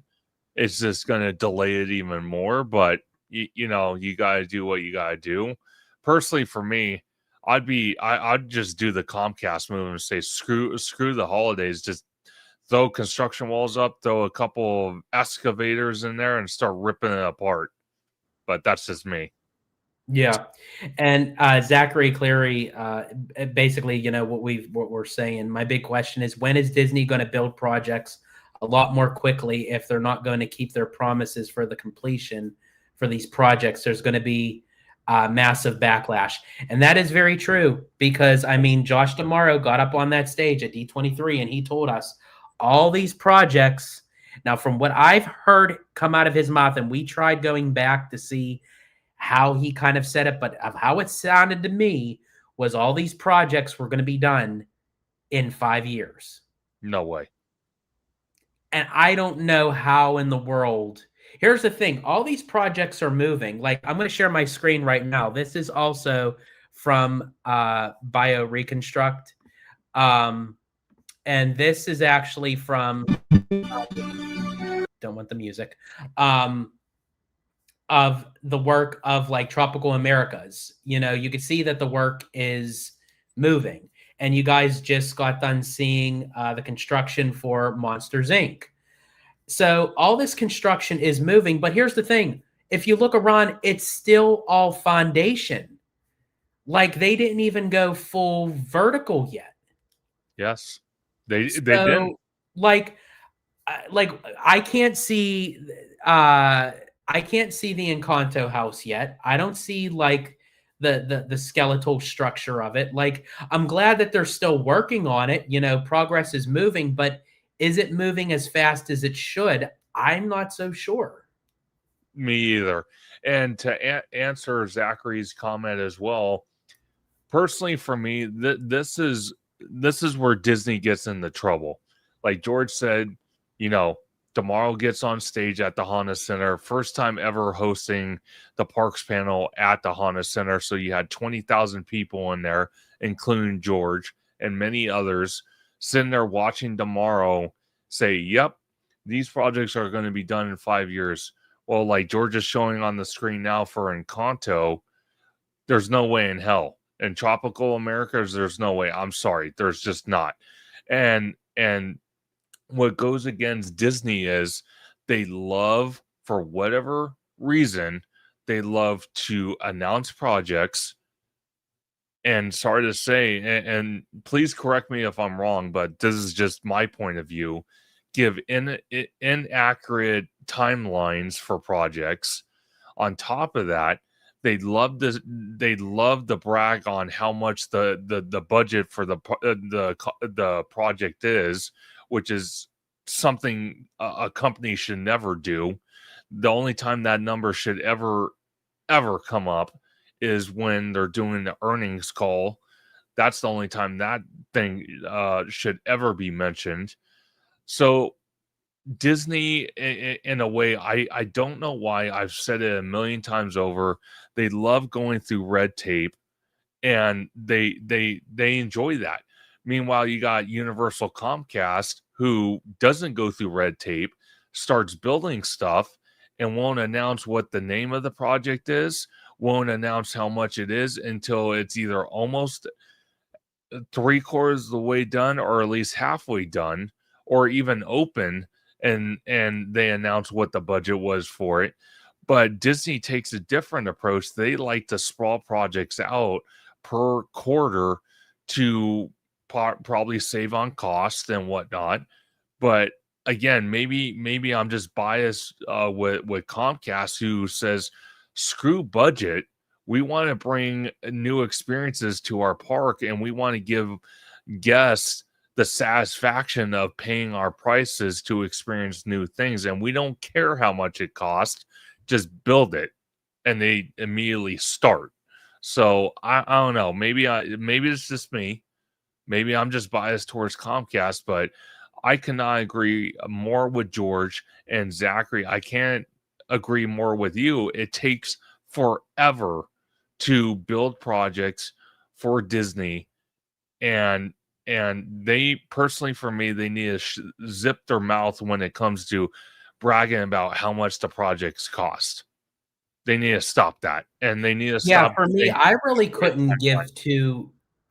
honestly couldn't give two rats behinds of how much it cost. Yeah. I just want to just see the product made. And that's why I go back and I always say, never be married to the concept art, because by the time they're actually officially done with the project and it's built and you go through all the budgeting and the cuts and everything, chances are it's not going to look like that first piece of concept art you looked at. No. I can get excited for it. I can be thrilled about it, but I can look at the initial project and say, okay, even though they're showing us this may not be what it ends up looking like in the end. No. And that's why, again, even though they've said, okay, Avatar's going into DCA, okay, Avatar is going into Hollywoodland, that's why we're getting rid of Monsters, Inc. That's what they're saying right now. Until I actually see the construction walls going up and things being bulldozed and dirt's flying, then I will know exactly to say, okay, Avatar is going there.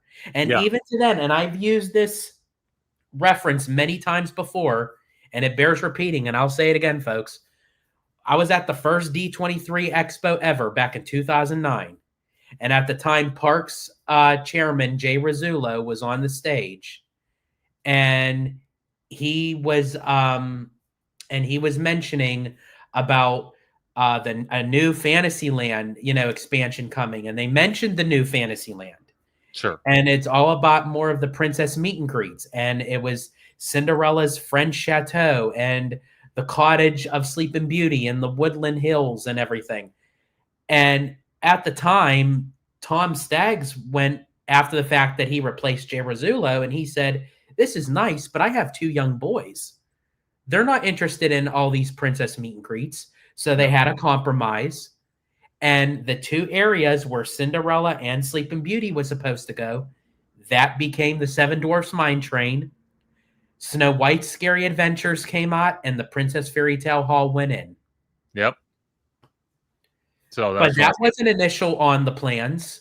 And they already made the announcement of what New Fantasyland was going to be. But guess what? It changed.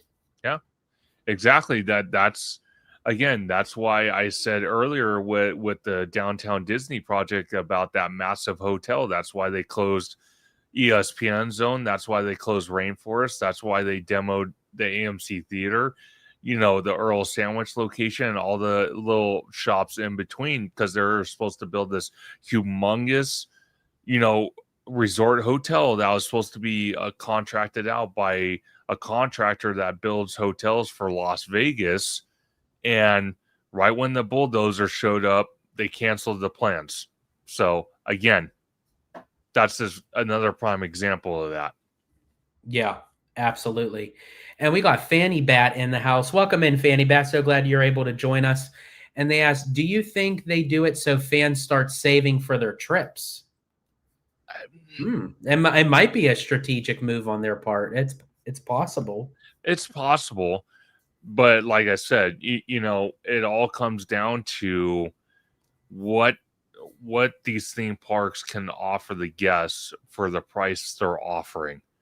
And again, I talked to a good friend of both our channels, Jared from Capture the Magic, and I could tell you right now that he's told me that he has friends in the tourist industry in Orlando, and as it sits as of this minute, and has been happening for months now, from what he's told me, is that fans that are booking with the travel agencies out there, they are preferring to go to Universal Parks or the Universal Park or resort more than they are going to Magic Kingdom. And, the guest feedback that they're getting is that Universal Orlando Resort has better offerings for guests, whether it's the theme parks, whether it's their city walk, or it's the hotels they offer. They just kind of feel that Universal has the better offerings than the Walt Disney World. So again, Fanny Bat, it could be a strategic move, but is it a smart one? Who knows? Like I said, on my live stream on Conductor Sunday live stream, I mentioned to my guest that I had on, I said, is it really that smart that Disney's spreading these projects out per quarter and trying to save money? Or is it more important to bring new experiences, new lands, new attractions, new entertainment, new food offerings, new shops, new meet and greets to their parks the fastest possible? That way people, feel like the money they're spending is worth it. Because quite frankly, a lot of people I've talked to, even roaming around in Disneyland, and not even talking to people, just walking by people and people complaining, God, I just spent $15 on a churro. Why in the hell am I paying these prices? Or they have to tell their kid they can't buy them a plushie because it costs $30-something. Or, they can't eat inside the Disneyland resort because, it costs too much. So they tell their kid, you know what, we'll just make food at home, or we'll get something outside the park. And that's very well. And that's very true. That's a very good point, because it's not just about affording and saving to get to that place, but then it's also being able to eat and live while you're still doing that place. So it's like you could pay for a vacation, and it's like, okay, cool, my vacation's all booked, it's all paid for. Okay, yeah, the vacation's paid for, but when then you go, you have to have food, for if you want to buy any merchandise, for any extra legalities that you may need to take care of. Then you still have to make sure that you have money in the bank to pay your bills while you're away.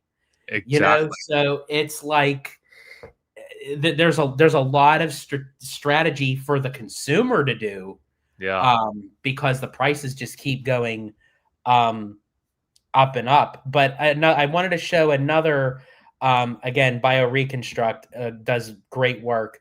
This is an aerial photo of the demolition of the Rivers of America in Magic Kingdom. And of course, this is like the area of like that they cleared out for it. But again, what's interesting with this is, now again, they all mentioned about 5 years. I can maybe see the Cars area maybe being done in that time. But can you really see Cars and Villains No, being done? I don't know about that no, one. no. I could tell you this right now. I think possibly Cars might be finished in 5 years, but I don't know. That Encanto, the Tropical Americas, I think that has a better standing at this point because they've already laid foundation for a lot of it. It looks like. I think Tropical Americas will be done within the 5 years. I feel like Monsters Inc. will be done in the 5 years, and I think the Cars area will be done in the 5 years. But I will say I'm still questioning of the time frame. They're Yes. saying 2027. I don't know about No. 2027. And, I'm and thinking like maybe 2028, possibly 2029. and again, this is where, like I said, Disney gets into trouble when they have a spokesperson like Tomorrow getting on stage in front of 20,000 people saying this type of stuff. It's like, you're almost making yourself look stupid by saying all this stuff and saying, "Yep, it's going to be open in 5 years," and we're sitting there watching it in real time. How in the hell are you going to make it in 5 years with all these projects unless you plan on cutting so much stuff out of these projects that then you can justify opening it in 5 years, which is only going to reflect badly on the company because then you're going to go in and say this is what we get for a beloved attraction that we fought so hard to keep and lost. And I'm referencing to um uh Tom Sawyer's Island and the Liberty Bell, with Cars Land. If they cut all sorts of stuff out of the project just to finish it faster so they don't look more stupid, then is it really worth it? Yeah, it's true. It's like they take their time, and I can understand that. I'd rather slow and steady, wins the race, Sure. but don't go too slow, but don't speed it up where it becomes Mickey Mouse, no pun intended, and Yeah. it looks like crap. Yeah. So Brian says, how would you rank these projects for what you're most excited for? Cars Land in Florida, Villains Land in Florida, Avatar in California, Coco in California, Monsters Inc. in Florida, Tropical Americas in Florida, and Lion King Land in Paris. Ooh, good question. Wow. Okay, so rank the projects you're more excited for. So Brian, do you want us to like rank them like in the order from like excitement? Okay. God, this is a hard one. Okay, so at my bottom, I'm going to put Lion King in Paris only because for a couple reasons. It's probably going to be an attraction I will only be able to get to every so often. Like it's not going to be something that I can get to all the time. I am very curious to see it. It's probably going to be spectacular because it's the Lion King. But I think only for that purpose, because it's over in Paris and I can't get to Paris that often. I think for me, the excitement isn't really as high because I can't get to it very easily. And that's another thing that's so frustrating to me as to why Disney won't utilize the Renaissance era over here in the domestic parks. I'll never understand why. No. So unfortunately, The Lion King in Paris is my bottom, but I'm still looking forward to it.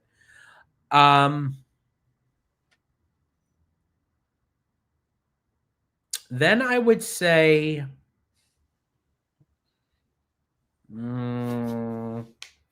probably Cars, because again, I love Cars Land out here in California. I felt like that was like made for DCA, and it was something that I could look forward to coming out to DCA, and it was something so unique and different. Even though it's going to be different, in Florida, but it's still kind of utilizing the same IP. I'm very curious again, on all these projects. I'm excited for regardless. I'm just putting it up on my hype meter. So Lion King, then Cars, Then I will say, ooh, okay. I'm probably gonna sell myself out for this, but Coco, Avatar, and Monsters Inc. are like a triple for me. Like, I don't know if I could. I'm excited for them.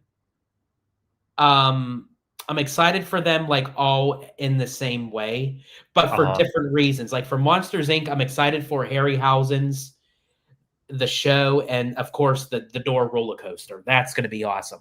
I'm very curious to see what kind of technology they use for the Coco ride, and then I'm very curious to see the different mountains and everything that they use for Avatar. So honestly, I kind of put all three of them in the same category, and then at the top for me, hopefully to God Disney does this right, is Villains Land is my top.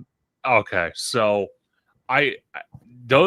that's a pretty strong opinion on all those. So I'm going to start from the top down. I'm going to go for my absolute top one. I'm going to go Villains Land. Has to be number one, because how can you put that anywhere in between or the bottom? So Villains Land is my number one by far. My number two, I think my number two has to be Avatar in California. The only reason why is, like George was saying, on the what we saw at the D23 Expo with the model, it looks absolutely breathtaking.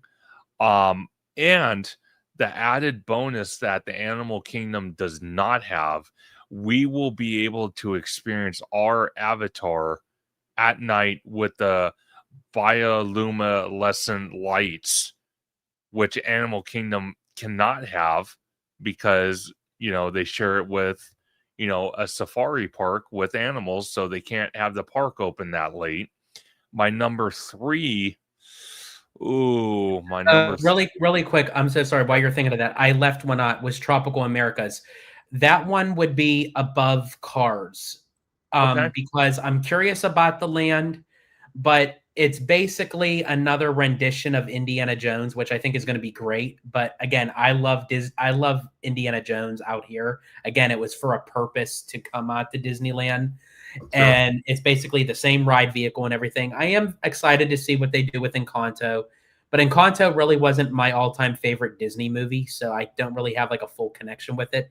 So, The Lion King, Cars, Tropical Americas, Avatar, Coco, and Monsters Inc. all leveled the same, and then Villains. Gotcha. Okay, so my number three would have to be, man. Oh, this is so hard. I think I'm gonna have to go with Coco. The only reason why is I think Coco for me, if they do this right, not just having the land, but if they can incorporate a little bit more, maybe some like a sit down restaurant, quick service location, couple shops, some walking around, roaming characters. I think that would be absolutely incredible.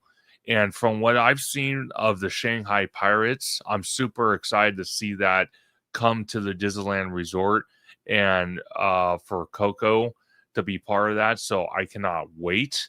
My number four, I think my number four would have to be, oh man, I think my number four has to be Monsters. The only reason why is because I'm very curious on that suspended roller coaster. That's a new technology that Disney has never incorporated in any of their parks, even internationally. So I'm very curious to see how that's going to go. My number five, I think my number five is going to be Lion King. The only reason why is because fans have been crying out for decades to have some type of Lion King attraction.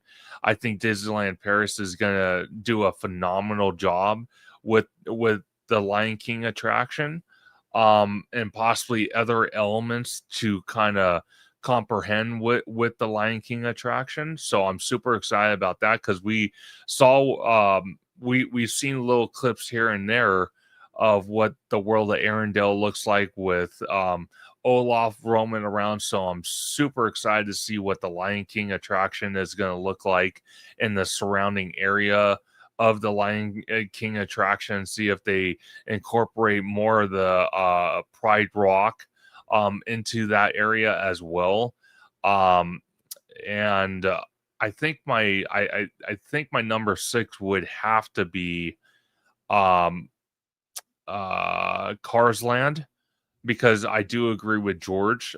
Cars Land for me, I kind of feel it fits that West Coast theming. That's why DCA and Cars Land out here work so well.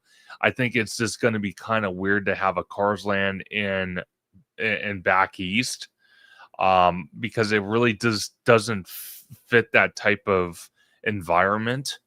And then number 6 for me is Tropical Americas. Only reason being, also like George said, having another Indiana Jones attraction. And don't get me wrong, I love Indiana Jones. I love Harrison Ford.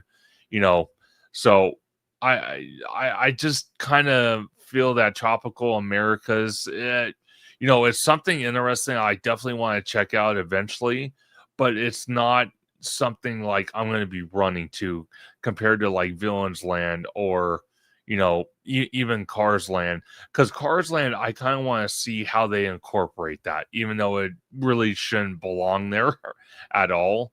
But that's just my opinion on it.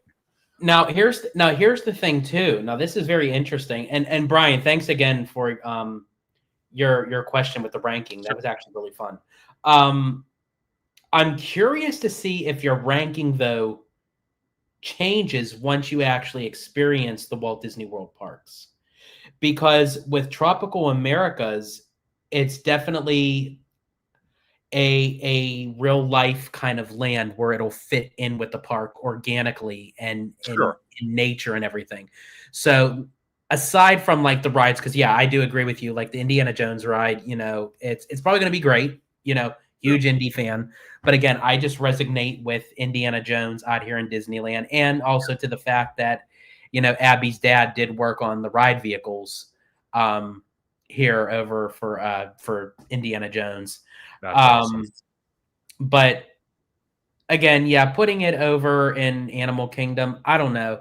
I'm still curious to see how that Indiana Jones actually fits with Animal Kingdom. I don't know. Yeah. I'm curious, but as far as the land itself goes, I think it's going to fit in very nicely with the rest of the park. But Sure. I'm very curious to see, like, once you experience like all the Walt Disney World parks, like how your excitement level will stay the same or change depending on like how you enjoy the parks. Well, see, this is very interesting you brought that up, and I'm glad you did, because like we've been saying, whenever me and George are on a video together or a live stream, we're going in March. It's going to be my first time. It's going to be his probably 10th time going. I'm just guessing. I'm not accurate on that, but 38. It's going to be 38. Okay, so he's keeping track. I wasn't keeping track, but he's keeping track. But it's going to be my first time. So George is absolutely right.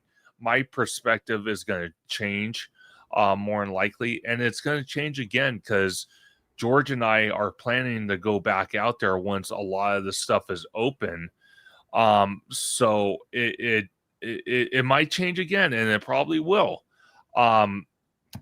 And again, I can only speculate until I'm physically out there. That's why it's so funny. That's why George is like a kid in the candy store. He's more excited to see my reaction and Tommy Toon World's reaction to everything that the Walt Disney World Resort has to offer than riding any attractions, going in any restaurant and eating.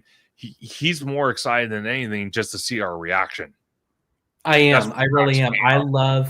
I love being with newbies, so to speak, even though that you and Tommy are theme park connoisseurs. But when it comes to Walt Disney World, you guys are newbies to it. Like, you Yes. know of it, but it's one thing to know it and it's another thing to experience it. So I can't literally wait to be the tour guide and literally take them all around and literally show them not just the Walt Disney World parks, but show them the resort as a complex, like Yeah. of how you can't just dissect the parks from the resorts to Disney Springs to all that other good stuff. You got to take it all in uh, together, you know, as a whole. And yeah, he's absolutely right. I am more excited to literally see their reaction. There's a tradition that I do. Before I mention it, I just want to share this out. Thank you so much, Brian, for the super sticker. Greatly Thank appreciate you. Greatly appreciate your support. And again, thank you so much for the ranking question. As I said, that was actually really fun. I enjoyed that. That was fun. I have to do more of those actually. Especially ranking the mouse. Shout out to ranking the mouse. I mean, he's big on doing like all those countdown ranking and everything. He's the king of it. But what was I? Oh, so there's a tradition that I do with new people, especially going into Magic Kingdom, which I'm going to do with Conductor and Tommy, and that's literally capture and record their first reaction coming around the corner and seeing Cinderella Castle for the first time. That's going to be awesome. I think that's going to be great. Actually, I might do that for each park. Yeah. Like, I might want to capture your reaction seeing Spaceship Earth. Yes. Or the Tree of Life. And, well, Hollywood Studios doesn't have shit anymore, so I guess that really wouldn't matter. But, well, I guess you could say even Grauman's Chinese Theater, even though it's not the great movie ride anymore, but, you know, it is what it is. No, absolutely. Yeah, but yeah, I think I might do that, but especially with Cinderella Castle, I always like to get that, like, the instant reaction, because especially with them being born and raised out here on the West Coast, they're so used to seeing Sleeping Beauty Castle at Disneyland. And don't get me wrong, bigger is not always better. You know, Sleeping Beauty Castle is mighty, but just of scope wise, you're so used to seeing a small castle, where when they see Cinderella Castle in person, they're going to be like, holy crap. Yeah, you know, exactly. No, 100%. I cannot wait to see all this, because it's going to definitely broaden my thought process when we do these live streams, because then at that point I will be able to contribute a lot better on Walt Disney World attractions and kind of not play off what George is saying, but kind of give my own opinion, because I'll know what we're talking about and what we're experiencing and break it all down. So I cannot wait for that. It's going to be an absolute blast. But George, if you can bring up Joe, there we go, perfect. And before I read this, Mr. Bryant, thank you for the super sticker to Hollow Gelato. Deeply appreciate the support. But Joe says, question, did ROTR have pass holder previews? I don't remember, but it would be a good perk for Avengers, Coco, etc. to get a guaranteed ride in before they open. So this is interesting that you bring that up, Joe, is because they did this with Super Nintendo World at Universal Studios Hollywood. They did soft previews of the land and the attraction Mario Kart. And they also did for Tiana's. And Tiana's. So they did employee preview. They did annual pass member and Magic Key preview. So I couldn't imagine why they wouldn't do it for Avengers and Coco. It would be stupid of them not to do it. But we'll have to wait and see. We're still a year or two away from both attractions opening at DCA. So only time will tell for that. Yeah, absolutely. And Brian says, I am the opposite of you, George. Outside of Villains, Lion King Land is my number 2. and it's the reason that I will book a trip to Paris when it's done. Oh. Interesting. I can see that. I could definitely see people booking their trips around. I mean, here's the thing. Eventually, I do want to go out to Disneyland Paris. We were just talking about it earlier, with Peter Adventures and everything. And I'm definitely going to wait for the Lion King to be done, because there's no way that I'm going to go out there now while it's still in construction. Like, I want to see it. And here's the thing. As I said, the only reason why it is on the bottom than anything else is just because me being able to get to it as often. That is the only reason. I think, honestly, for how many show scenes that it looks like this thing's going to have, there's basically the ride on a track. I mean, the movie on a track, basically. Oh, by far. Now, here's the thing, Brian. I'll give you another ranking. Just remember, now this is going to be years down the road. After the fact, I experience all these rides and lands. I'll redo my ranking on after I experience them all, of then where do I stack them as far as how likable they are and how they resonate with me. I'll do that ranking for you after all these projects are done, which should probably be around 2045, just give the safe bet. I'm just kidding. Hopefully by the beginning of hopefully before the start of 2030, I'm hoping. No, 100%. Definitely. It's something I would like to do personally myself. To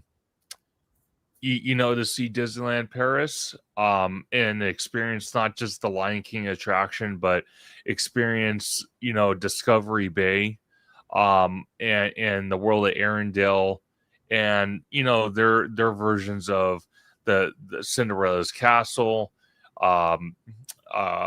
their Space Mountain, and other attractions. I'm very curious to see what their perspective is and how they built things. So I'm with George on that one. Absolutely. And Haunted Mermaid 13 says, please hit the like and subscribe button to Theme Park Conductor. Absolutely. I completely agree with her. Honestly, Theme Park Conductor is a very good friend of mine. He's very supportive of me, of Abby, of our channel, Holo Gelato. So I definitely have to return the favor, and I almost said flavor. Return the favor. And yes, please like, subscribe to Theme Park Conductor. He does amazing work over there with his live streams, with his content.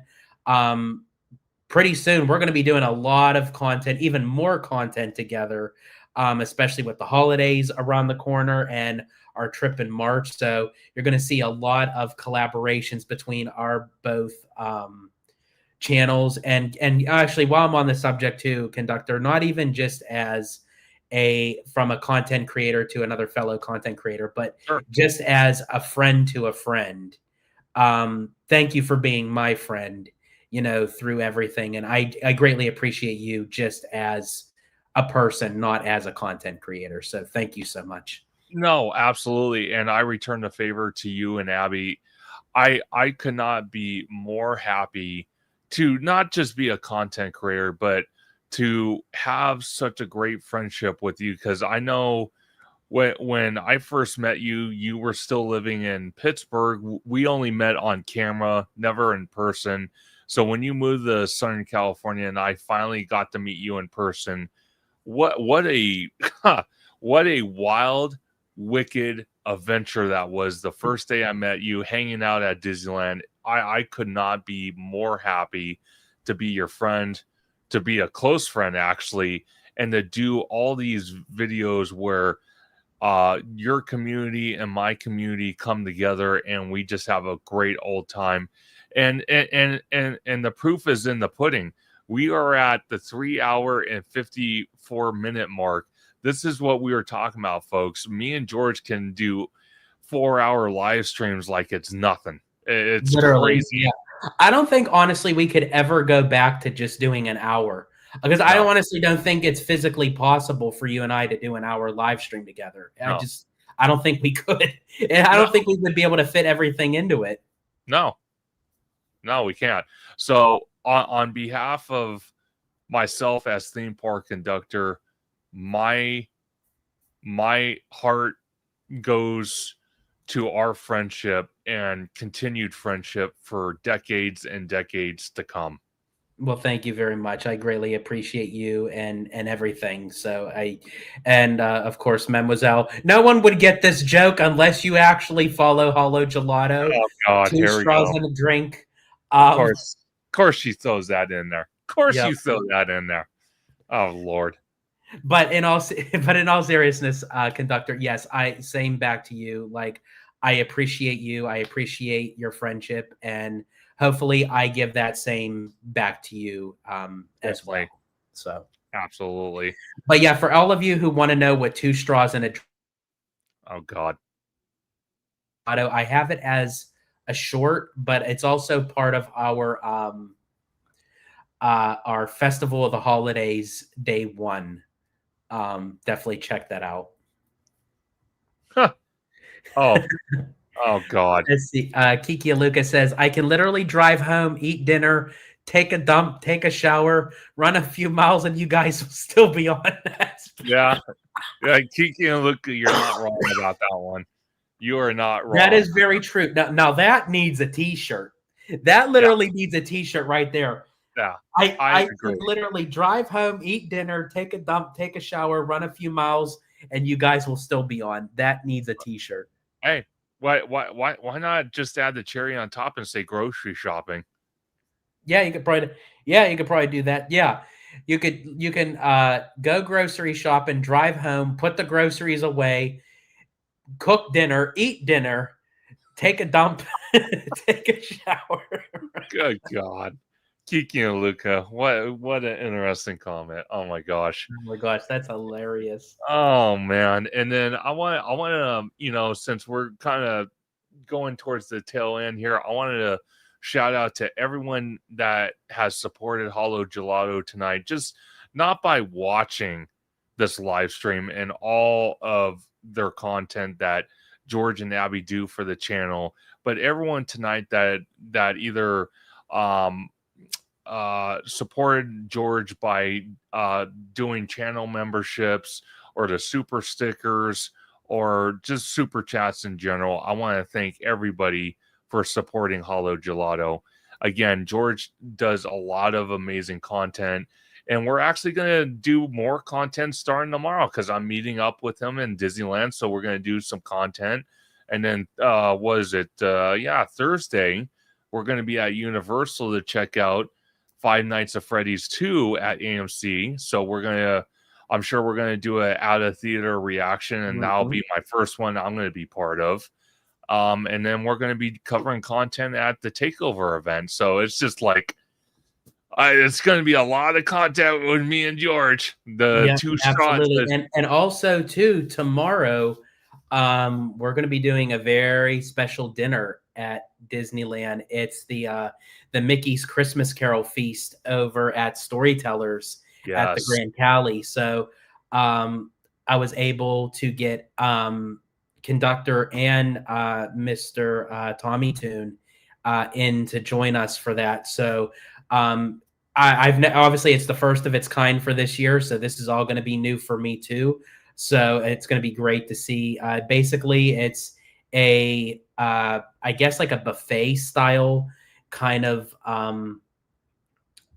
menu, but they're going to have the characters walking around, and they're basically in their Mickey's Christmas Carol outfits, where Mickey's going to be Bob Cratchit, Goofy's going to be the ghost of Marley, and Scrooge McDuck's going to be there. So it's going to be a lot of fun. So I can't wait for that.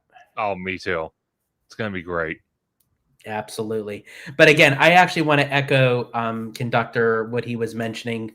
So as he, definitely folks give him a follow on social media, subscribe him on YouTube, follow him on Instagram and all social media platforms, which I'll ask him, he'll run it down right as we're closing down. But again, also to echo him, I want to thank everybody for joining into the chat today and literally sticking it out 4 hours. Literally, we did it for 4 hours. Yeah. Haunted Mermaid 13, Kiki and Luca, Mademoiselle, Brian, of course, my babe Abby, Fanny Bat, Joe. We have Zachary Cleary, got Remy D. I'm going to try to get to everybody because I think obviously we went 4 hours, so I have the time I can go through to get to everybody.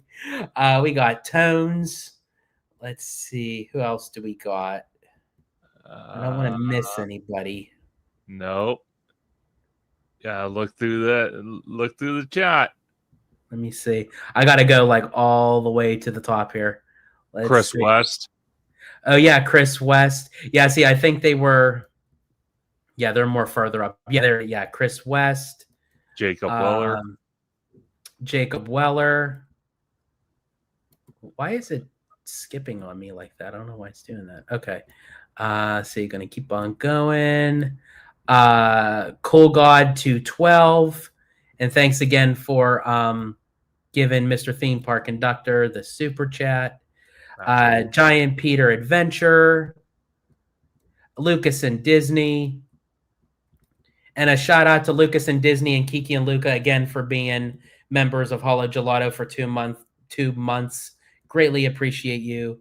And then also Brian, thanks again for the super sticker. And Mademoiselle, thank you for gifting 5 Holo Gelato members. Greatly appreciate you as always. We got Jared Journeys.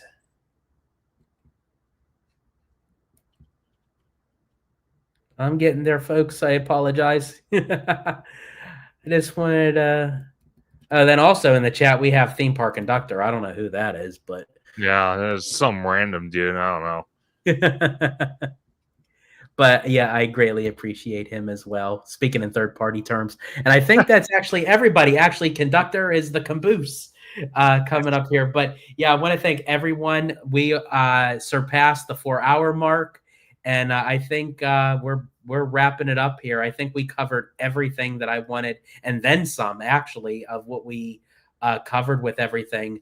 But before we go, again, big shout out to you, Theme Park Conductor, for joining with me. It's always been a great time. If you want to let everybody know where they can find you on social media.